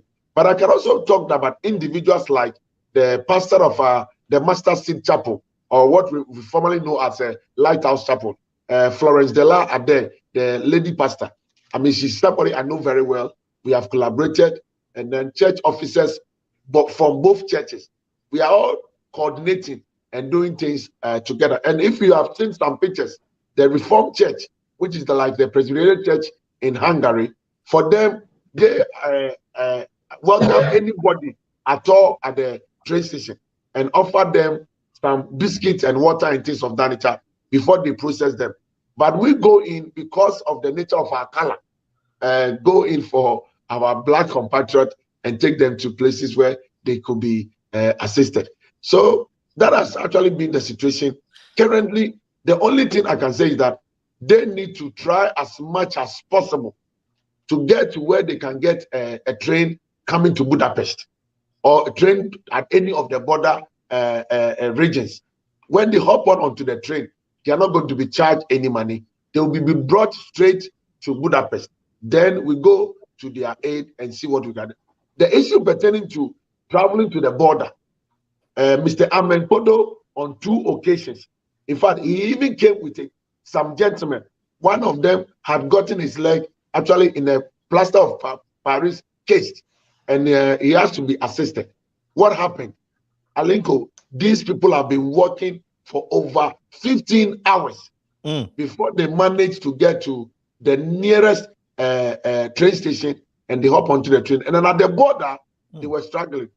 In fact, that day, Mr. Podo was like, "Listen, I wish I could have gotten a bigger bus to have carried all these students onto the bus. But even getting out is a problem." So I managed to use my consular relationship and then bring those people out of the place. And then 4 of them who could hop onto the vehicle, he drove them to Budapest. So it is something that we are looking at all other options.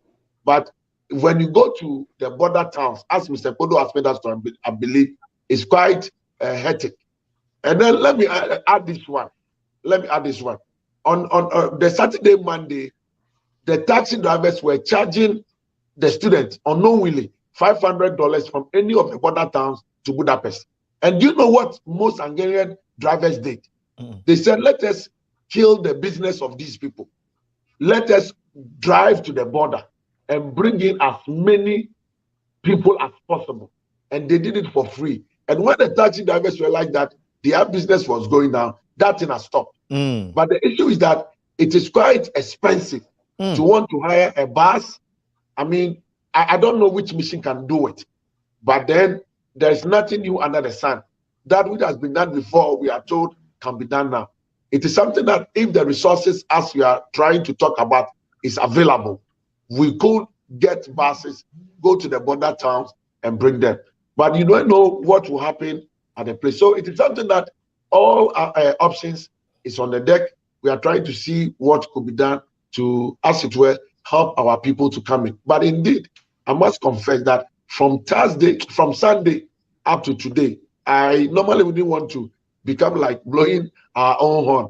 I would love to have Caleb and then maybe Benita to talk about what has been done by way of the Ghanaian community and the support, enormous support that we have received from Hungarians. In fact, Mr. Podo and myself, it has become our mantra that, but for this situation, we wouldn't know Hungarians are that humane, that they could come to our level.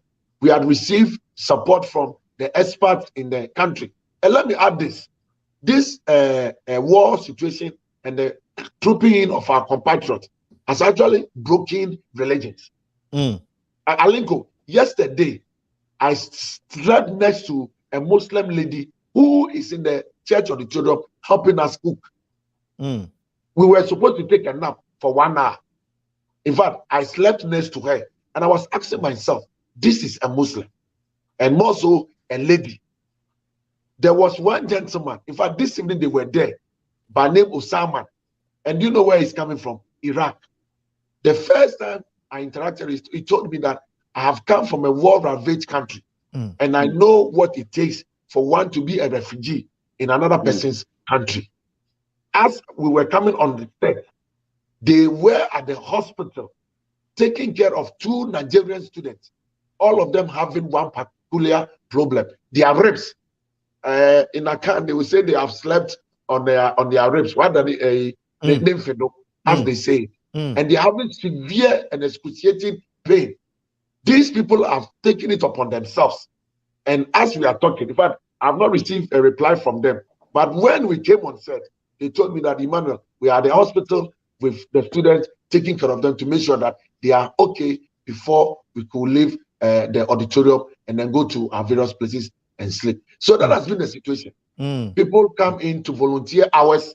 I mean, you know what it takes for somebody to sacrifice a number of hours for a voluntary work. They could use those time to go to work, make the cash that is needed. But they come to the church auditorium, assisting at serving the people food, giving them water, and then also places that we cannot go, those who have vehicles, they rent taxis and things of that nature for us. So we are looking at it. A whole lot of things are happening, and we pray that God will hear from on high and bring an end to this world. I look at Caleb, I look at Benita. I mean, I chatted with Caleb. Some of them have just 2 months to go. Their learning had come to a close, and this had happened. I mean, the devastation on their mind, and then the thought alone is something that they cannot bear. But we trust God. He knows the beginning to the end. Maybe He can cause a miracle, and they can put the pieces together and move on with their life. We pick people from the train station and on the tram coming to where we bring them crying, and they don't know why they are crying. But the only thing is that they thank God that they are alive and they come. And that has been areas that we have been encouraging them, that when you have life, because scriptures make us to understand that even if the tree, when it is cut off, believe that it will germinate again. How much more you human being that you have life, and God knows the number of hair, not mine, on those. Because I've cropped all the hair on my head. But then Caleb, Elijah, and then Benita, and maybe Rabbi, and yourself, Alisco, God knows the number of hair on your head. How much more your life? He can preserve it. So we trust God in that direction. Oh my God. What a way to end your submission. Very, very, very powerfully said. Man, we can end the show on this one alone. And so I hope that if you're watching and listening, you have been inspired. Thank you so much for sharing. Benita, so and again, Rabbi James, I'll have you come in. I'll have you come in for sure. But I just want you to take, you know, I know you were listening keenly, and I'll have Rabbi James come in a little bit.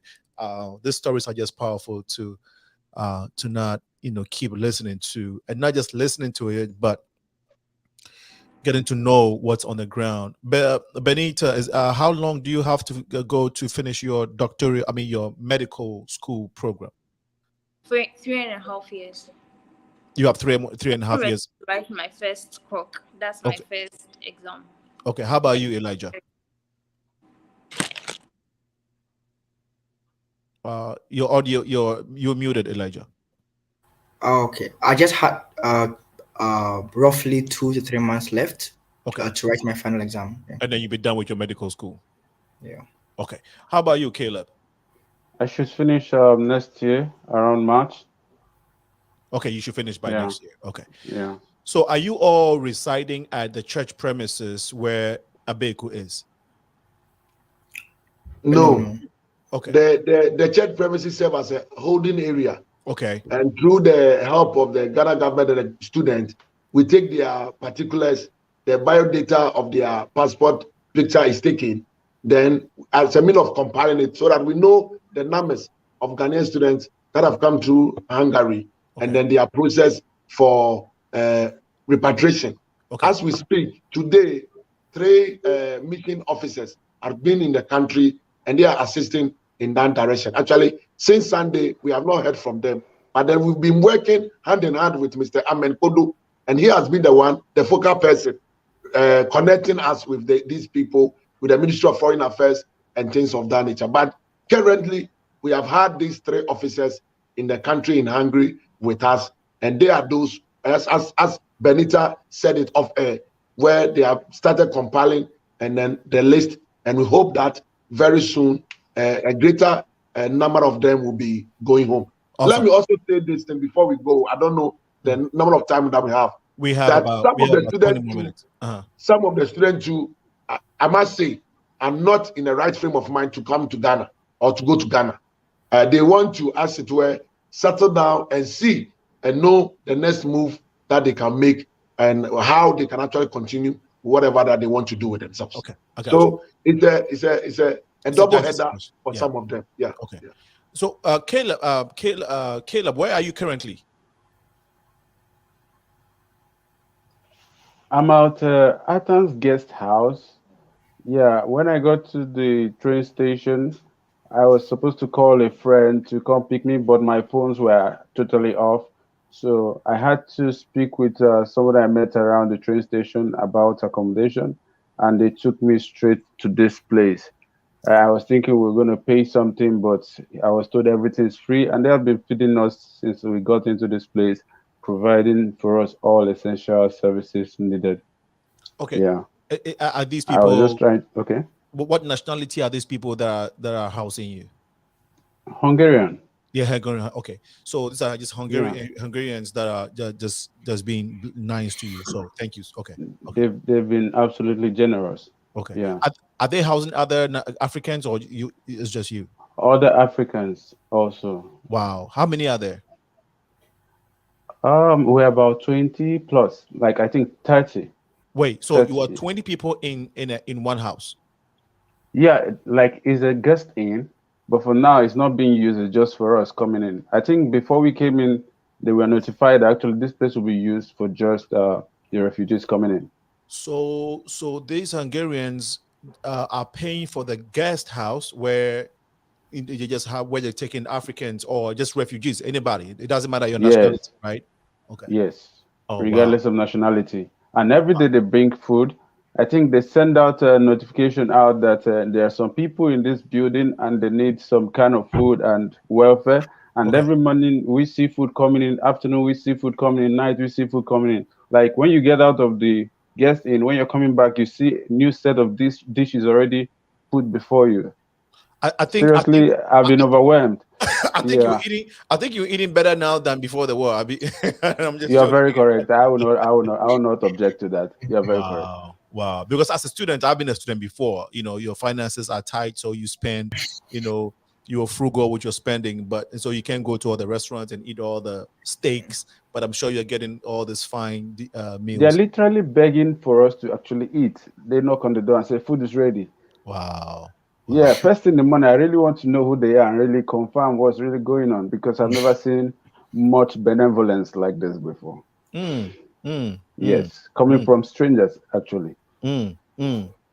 That's powerful to know that racism is not everywhere. It's just some people that are, but not everybody is racist. Not all white people or Caucasians are racist. And Not all, he said racism is taught. When racism you is have a taught. black child and a white child, they can play together without thinking about their color. Yeah, but as they grow, that is when the separation begins to set in. So racism is something that it is pumped into the head of the children, and when they grow with it. Okay. Thank you for sharing that perspective. So you are in Hungary and you'll be taking care. How about you, Benita? Quickly.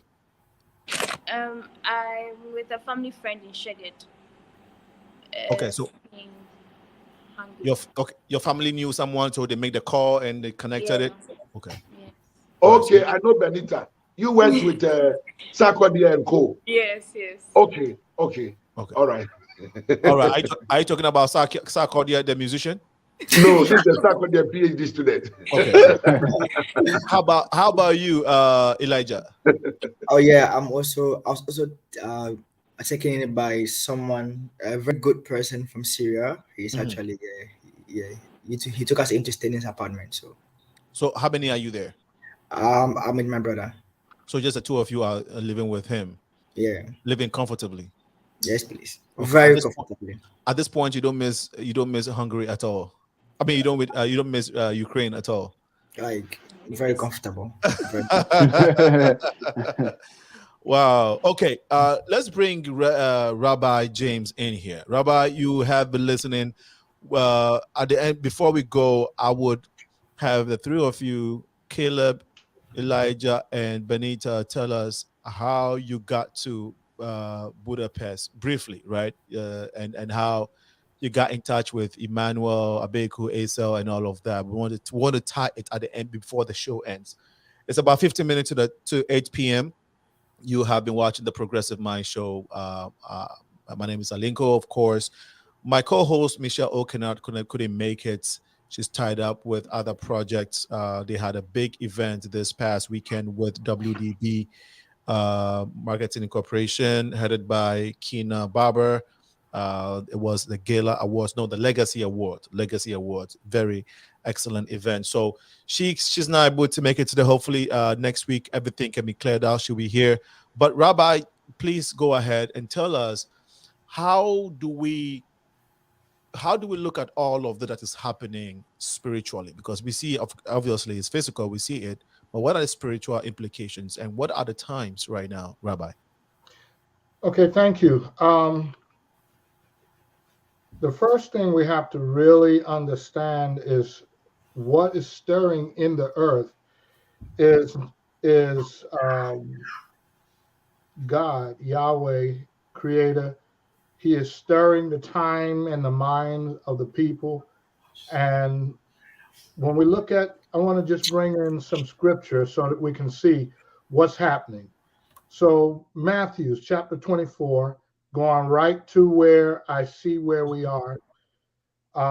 Verse 5, Matthew 24 and verse 5 says, "For many shall come in my name, saying, I am the Messiah, and they shall lead many astray. And you shall begin to hear fighting and reports of fighting. See that you are not troubled, for these have to take place. But the end is not yet. For nation shall rise against nation, and reign against reign. And there shall be scarcity of food, and deadly diseases, and earthquakes in many places. And all of these are the beginnings of birth pains." So that's about 6 different things that the Messiah spoke of during the time he was here in his first coming, before he was crucified. He gave us 6 different things that when you hear these things begin to happen, know that this is the time. But is it the end? No, it is not the end. It is the beginning. Beginning of what? The beginning of revealing and deliverance to those who are the children of Israel descendants. Now, Africa does play a very big, important role. Everything starts with Africa. So it's also going to end with Africa. Now, there's one more other scripture I want to read so that we can really see. So Isaiah chapter 24, and actually I'm going to go to 14 so that we can see, and I'll make this really brief. Okay. All right, so that we can see it, and this is a couple of verses. "Because Yahweh has compassion on Jacob, and shall choose Israel, and give them rest in their own land. And strangers shall join them, and they shall cling to the house of Jacob." So right here, just to kind of put it all together, that the earth is going to go through a change. And this is what we're seeing.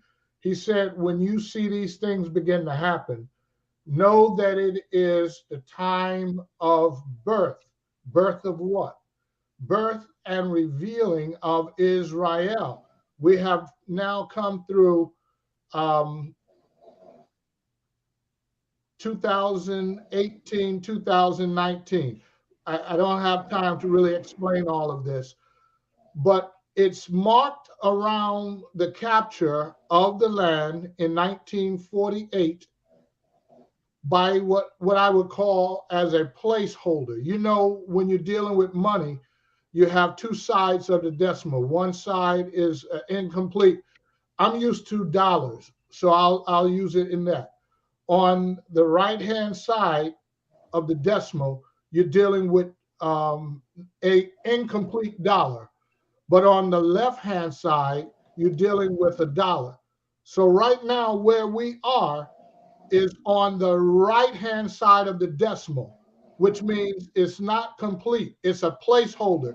You can have as many numbers as you want. You can have all the zeros you want to have, but once the smallest number is on the left-hand side, which is besides 0, is 1, now those zeros make a lot of difference. And so what we are waiting on is the return of the Messiah. And the return of the Messiah also brings in the return of Israel. So the deliverance is getting ready to happen. So what I wanted to show you in Isaiah chapter 26, and I'll just read. If it's not long. No, it's 2 verses. 2 verses, and I'll give it back to you. Verse 20. Go, my people, into your rooms and shut your door behind you. Hide yourselves, as it were, a little while, until the displeasure has passed. For look, Yahweh is coming out of his place to punish the inhabitants of the earth for their crookedness. And the earth shall disclose her blood and no longer cover her killed ones. So we got the pandemic, we have wars, we have disease, we have animal die-offs. All of these things are signs of the time. And unless we start looking at the signs and wondering what time it is, and then start, walking back in obedience, we will be the foolish that will be left on the outside saying, open up for me, master. And giving it back to you, Alanko. Thank you so much, Rabbi, for sharing with us. Would you say that based off what you said, biblically, where does this the Russia-Ukraine war come in the biblical context? Is it even there? And if it's not there, go ahead. Yes. Ezekiel chapter 37 and 38, you have Rosh, which is also Russia, coming from many generations. But as I went to Isaiah, the run up to Isaiah is all of the different generations or cultures that will go through a period of judgment. So looking at Ezekiel chapter 38, it talks about the dry bones. And so the dry bones, in the dry bones, you have the armies of the north and the south that come together to fight wars. And what God is saying, that I am bringing them together so that they will fight, and I will sit in judgment as in the days of Jehoshaphat. And there I will sit in judgment of the nations. So this is a progression. It's not all the end. It is not the end, but it's a progression towards the end, and the end of Gentile rule, where Israel will be restored from all nations. And how does Africa come in here? You mentioned Africa at the beginning. Yes. Africa is where they were hidden for about 1,000 years and more. And so as they came out of 70 AD, let's go back to 70 AD when the Romans came into Jerusalem from the east, they ran into the west, which is Africa. They had about 1,000 years to 1,500 years to go in and populate. And so every place that they began to populate, they also were taken out as slaves to other nations. So therefore, what Africa has birthed, Africa is the breadbasket of the world. Look at 1884, the European Berlin Conference. They came in and carved up Africa, took all the resources, and then gave it back in the 1960s, 50s, 60s, 70s, and so on, and said, okay, you can have it, but you have to work for us. All the mines, all the diamond mines, all the oil, all of the different places. We have nuclear war now, nuclear capacity. That wasn't possible until 1945, when the United States bombed Japan. And so since that time, you have places that produce the cobalt and the different things they need for computers and the making of nuclear war. So therefore, you have plenty of different places, but why are the people poor? Because European nations own them and they are paying them pennies on a dollar. Okay, I thank you for sharing. I wanted to get how again Africa falls into this whole picture when it comes to the times and why we're seeing what we are seeing. And so thank you for sharing with us and adding your take to this whole conversation we're having today. Really appreciate that, Rabbi. On another day we can have you to go into some fine details so we can get a very good understanding of some of the things you shared today. So thank you so much. Now we're going to wrap up the show. It's 3 minutes to 8 p.m. and I know my guests are super tired. I cannot thank you guys enough. Benita, Cuban, Caleb, Uma, and I think and Elijah. I think Elijah is sleeping. He's understandably so, man. He's not sleeping. Okay, Elijah. So quickly, because time is past, how did you get in connection with ABEKU? Quickly, I want the three of you, all three, to share. How did you get out of where you are and got to Ukraine and got connected with ABEKU? Well, okay, so personally, I'm explain to you, but try and sum it up for us because of time. Okay, so personally, I got to the border at the same time with Benita, even though By yourself, you got there by yourself.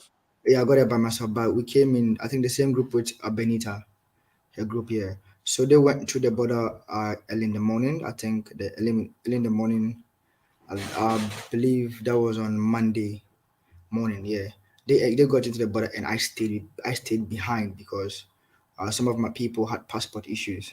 They didn't have their passport with them yet. So I was at the border, was making calls, but everyone was asleep because it was as early as I think 4 a.m. or 5 a.m. So I stood at the border with them till like early mornings, like 8 a.m. and 9 a.m. I started making calls to people to get them an ITA document or to get any other supporting document. So that was when I spoke to Mr. Podo. And then I think late around 11, then I got the traveling certificate. I made a printout of other documents and compiled it. And then I got information of the IT and everything, and then I compiled it. Gave it to, I think there were like 5 people. Other Ghanaians came to meet me there with the same issue. I had to do the same procedure, just get it printed out for them as well. So some went to use the Ukraine-Slovakian border, others went to Czech Republic, and people I went with also used a different border where I was. But I was actually there. I finally crossed the border. That was like, from that morning, I crossed the border alone. The only Ghanaian left there. I crossed the border around 10 p.m. Okay. That same evening, yeah. And I got across. And when I got across to Hungary, I just called and then I took a bus to the train and I called in and they directed me. So I came to meet him. I came to meet ABEKU there. He was sitting with my brother. He was with my younger brother, and he was waiting for me. How did you get the number? He just the numbers. Okay, we actually NUGS executives, so our leaders, we communicated with them to get us all the like consulate numbers from like in a form, and they sent it to the groups, so we share it out to everybody. Our other Ghanaian. Got you. How about you, Caleb? Because of time, let's wrap it up. We it's 8 p.m. exactly, and this has been very fulfilling. But go ahead and quickly sum it up. How you got out of Ukraine, got to the border, and how you met Emmanuel. ABEKU. ABEKU is okay to call you ABEKU, right? No, Caleb did not come through us.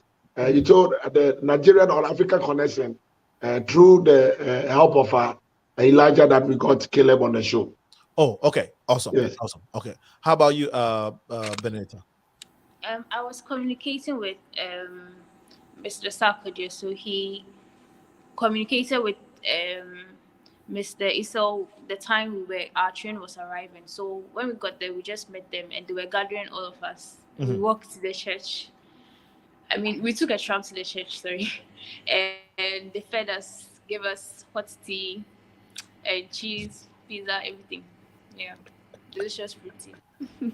Thank you very much for taking care of us. We give all glory. We give all glory to God. And like I said, this situation has actually portrayed the humanity aspect of the Hungarian people.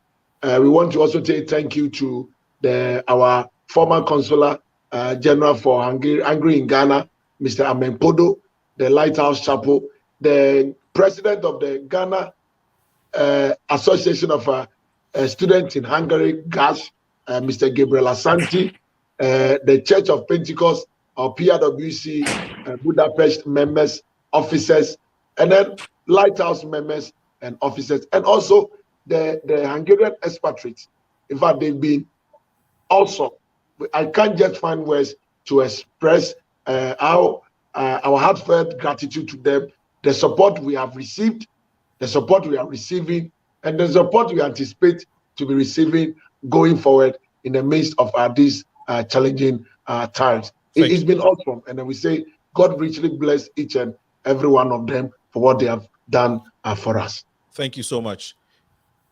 I know you mentioned the other African nationalities, but I want you to stress it again. I want you to tell us how many other African nationalities you've met, and what are their status, if as much as you can. ABEKU, quickly. Benitez batch, the Monday batch, they came with 3 other nationals. I call them the multi-national arrivals. Okay. We had Zimbabweans in them. We had a Kenyan with them, and then we had a Tanzanian with them. In fact, initially when we went there, we were saying Ghanaians, and other Africans. They were looking at us as if we were going to do something to them. But we told them that, don't fear. This is African Union collaboration. So come and let's go. We'll assist you. Then they came on board, and then our brothers from Nigeria. I always tell them by way of teasing them that they are very big, but we are older than them, so they should respect we the Ghanaians. They also came on board, and a lot of them have been there. We had a South African, like I said, we had an Ethiopian, and then somebody also from Angola. Yeah. So it's like when we go to the stations, anytime we see you and maybe we find out that you are stranded, we quickly bundle you up among the group, and then you come. The only thing is that we want to make sure that at least we calm your nerves. That is why we take you to the holding area. We pray with you. We calm your nerves, provide you with a hot meal, depending on the time of the day. Those who come at dawn, as we were having the discussion, let me say this thing. 5 people have arrived, and they have sent me text message, and there is even a baby among them. As so we I have speak. given them, yes, as we speak. So I have chatted them on the background, giving them that they should pick a taxi to the holding area. So right from here, I'm going to go to the holding area and see what is going on. You will be there, then a message will come. We are there at the station. So, Aliko, I mean, my eyes are quite heavy. But what can we do? For the sake of humankind and the God that we serve, man must actually do the work. Absolutely. We have not heard of any deaths, right? No. No. To the glory of God, now nothing of that nature. Not in Hungary. Not in Hungary. Not in Hungary. How about Ukraine? Any African? Have you heard of any African or any? Yeah. I had 2 Africans lost their life at the Poland border. How? Well, as a result of the weather, the cold, and then I think stampede and food and all. One Tanzanian and one person from Rwanda. May they also rest in peace. How about you, Benita? Have you heard of any? No, I haven't heard of any. Wow. Caleb, have you heard of anybody passing away or any tragedy happened to any other person in Ukraine? No, I have not heard about any of that, but we're really concerned about the students in Sumi who are presently stranded. Yeah, and then there's an Indian guy in my school that lost his life as a sort of stray bullet. He was in he was in 4th year in my school. Yeah. Stray bullet. Yeah, he was in a line in a shop, a queue, and then there was a shooting, so he was hit. Wow. In my school, an Indian guy in 4th year. And to my audience, I'm not asking about Africans as though I don't care about the other lives. We do care a lot. But we are specifically trying to see, because it's as Africans that we hear are stranded, right? And so we want to want to see how they're faring. But I know that war is not good anywhere in this world, and for the people of Ukraine and anybody that has been caught up in this war and that has suffered or lost their lives, may God keep them, may their souls rest in peace. And we pray that this war does not last for long at all. Wow. Abeku, quickly, have you heard of any deaths anywhere? No.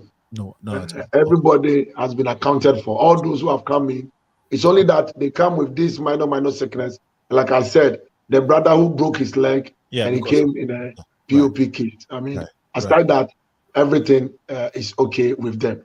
In fact, there is one school, university, I want to plead that I want to mention the name. They call it Torok Balint. It is a district in Hungary, and they've been of help to us. I mean, they gave us a place to hold some of our nationals and the compatriots there in Africa there, and then they are providing everything for them. There are people, let me say this thing, and also add that I cannot mention everybody's name, but I know God, who knows the intent of men, is able to identify, and those who have offered any help for us, may God richly bless them. They know themselves and what they are doing, like I said, in the past, what they have done since Sunday, what they are doing now, and even what they are going to do as we go forward. I pray the Semmelweis University has given us dormitories, the Central University, the Central European University, CEU. I'm sure some of you might have heard about the issue pertaining today, relocating their university to Austria. But because the old building is there, they've offered their buildings to us as an auditorium, and we have actually placed a lot of Africans, Ghanaians in those auditoriums, and they are feeding them free of charge. And also, Jospon, that is Zoom Lion, as many people know him, has also rented an apartment, and we are also filling that place too with Ghanaians and other nationals in Africa at those auditoriums. So every help, every assistance, we will welcome it, and we know that will go a long way to enable us give some respite to our compatriots, Africans, and other nationals as well. Because this evening at the church auditorium, 2 Ukraine students were there, and even they were comforted and offered the necessary assistance before they were taken to their place of abode. So it is something that we are not only looking at the African nationals, but in as much as we find anybody coming from Ukraine in a distress situation, we go to their aid and offer the necessary assistance to them. Thank you, my brother. Well, we have to bring the show to an end. It's 10 minutes past 8 p.m. here in Chicago, and we are very grateful for you all that have chimed in. I have to acknowledge folks that have been watching, even though the comments have not come through here. We have Pakwesi that says, Pakwesi is the president for the Ghana National Council here in Chicago. I know Pakwesi, I know Ghana Fest is coming live this year, July 27th. It's always the last Saturday of July. Ghana Fest is the largest, arguably so, okay? I can debate this. I think it's the largest African or Afro festival in the city of Chicago, okay, hands down. And so we're glad that it's coming back. Pakwesi, so great job for you, great job by your team. Milano Akwesi says, how can we offer our assistance? Yes, I'm going to provide that. We're going to have them provide that information right away. K Mensah, Big Daddy, my own buddy, all the way from Roman Ridge. Big Daddy, thanks for chiming in. Bennett Biney has also been watching us. Collins Ankobia has also been here. He says, you are in our prayers. And then Christian Adeti has been watching us the whole time. Kobe Boateng, thanks for your support. Francis Junda has also been here with us. Priscilla Thomas, one of our favorites followers. Thank you so much, Priscilla, for your continuous support. Elliot, my brother, Selassie Amekuji, what's up, bro? I know your wife celebrated her birthday yesterday. Jifa Bekuji, happy birthday to you. Happy birthday. Sean Harris. Sean, thanks for reaching out. I will be calling you soon. Friday Enkpa, my brother. What's up? John Oben, bro, we gotta catch up. And for everyone, if I miss your name, please pardon me. It's not intentional. Trying to get through all these names here, and sometimes I do miss them. Rebecca says, God will surely calm the storm to the end in Jesus' name. All right. Amen. On that note, we have to bring the show to an end.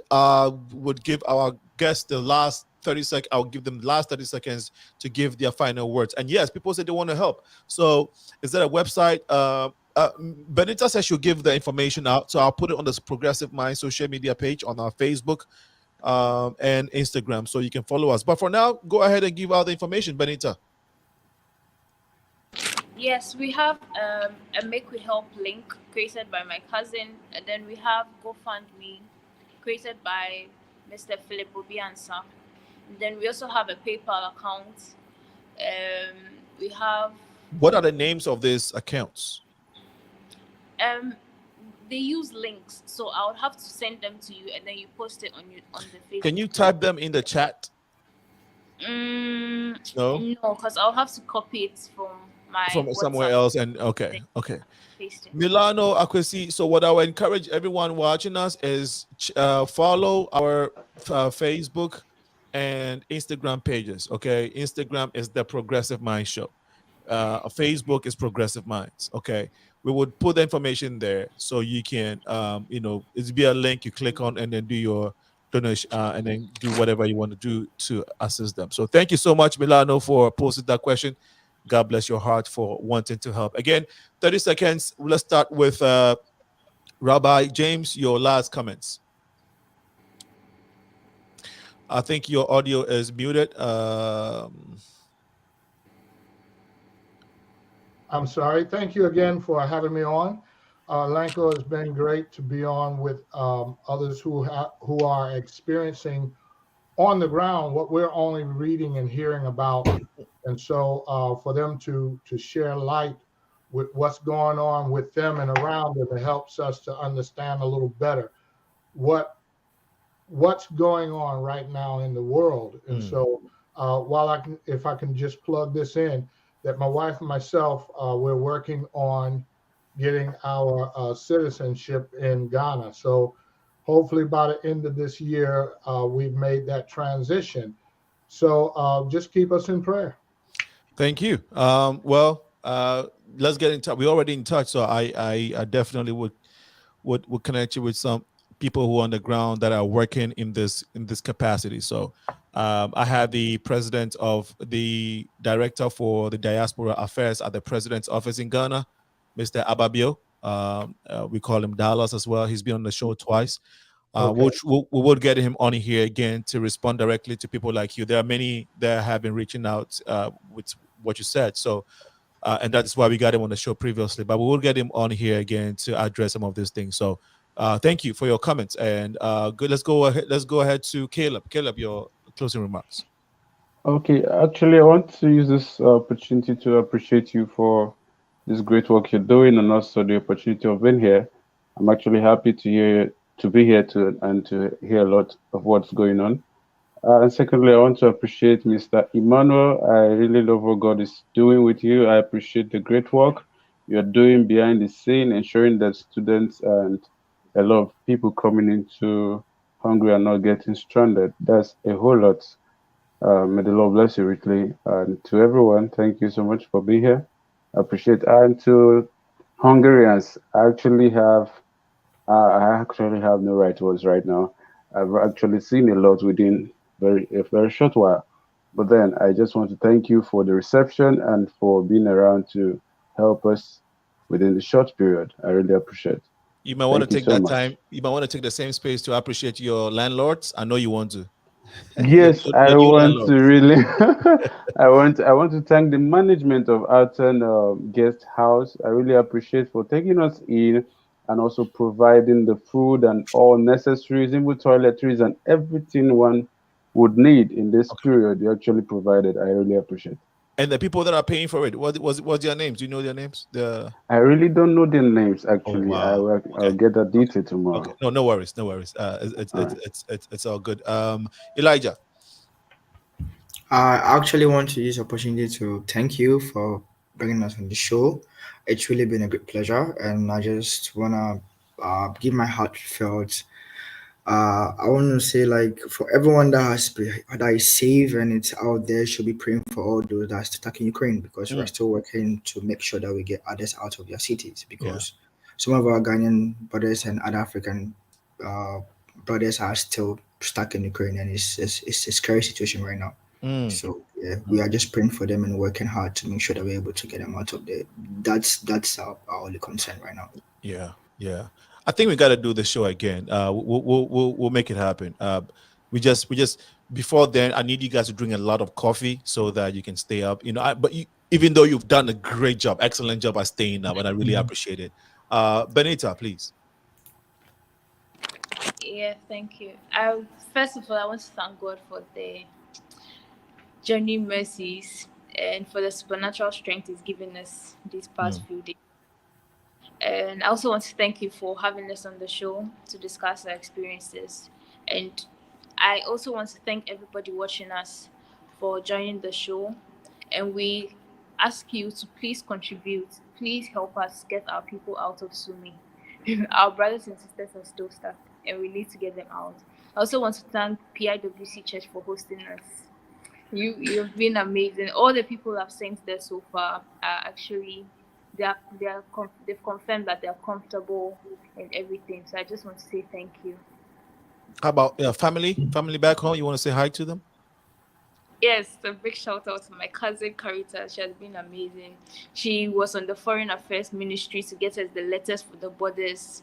She actually managed to get them to release the letters to the borders. So I just want to say thank you to her. Okay. And then to my other family members who have been sharing, constantly supporting. You guys, I love you guys. And I'm sure mom and dad are watching too, or you know. Yeah. Okay, great. Thank you, Emmanuel. Your closing remarks. But before you go, I know this show it's our platform, so let's not. We're gonna go. You keep saying Sumi. Is that a city close to Ukraine? Kiev, Kharkov, or Hungary? It's a city in Ukraine that there are no trains in that city, and then no transportation, because some of the routes leading to this town, like to that city, is destroyed. So the students are stuck, like no way out, and then they don't want to come out because they don't know what to happen. But then information reaching me is that some of we here are trying to contact some of the Ukrainian military we know to help them to get to safety so that they can get buses for them out of the place. Right. Wow. But my brother ABEKU, I know. Please sum it up for us real quick. Okay. From our side, and through the help of the Hungarian experts, there's a Hungarian foreign account.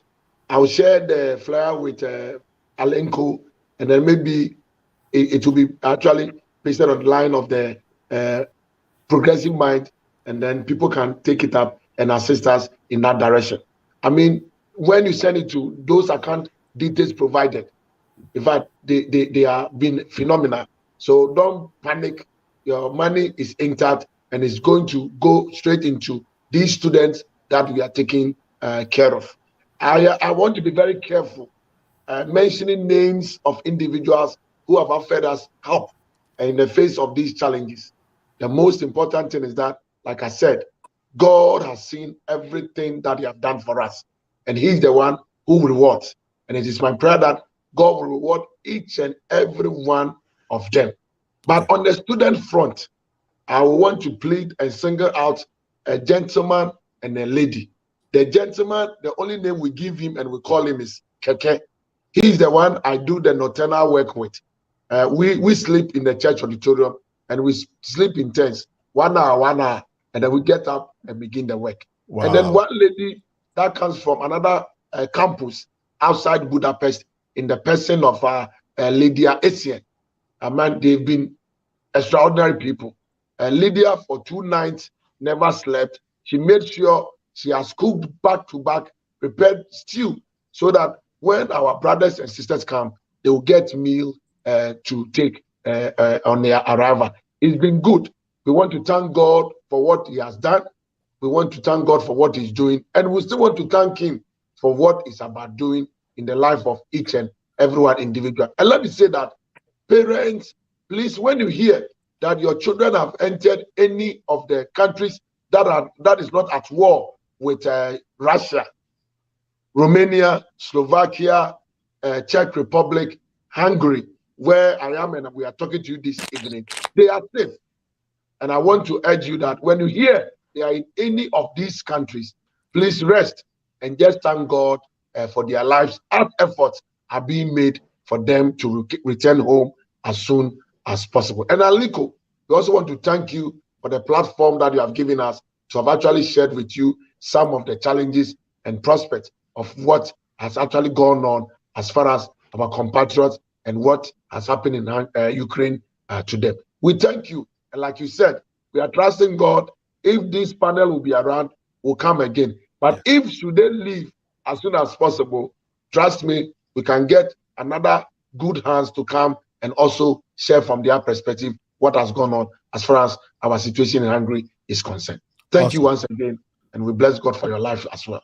Thank you so much. I received the blessings. And thank you all for coming on the show. We really want to appreciate our audience and viewers and everybody that has supported one way or the other. The information I just shared with you on the platform, this one is coming from Elijah, so you can go ahead and use it. The others will be shared on the platform later on the show. Again, the Progressive Mind Show on Instagram and on Facebook. You should get the information there. If you want to reach out to us for any type of ideas, information, or to support us in the area of grant writing or to donate to us, we are a 501c not-for-profit radio platform, and this is what we want to do to promote positivity in our society. And so feel free to go on our website, theprogressivemindshow.com, and support us in any way. Again, we're looking for grant writers, social media special managers, social media specialists. We need your support. So if you have skill set in these areas and you want to help us, please reach out to info.progressiveminds@gmail.com, info.progressiveminds@gmail.com, or you can ring 815-409-9123. Again, our social media is out there. You can go on any of them and send us a message. We're more than happy to respond to it.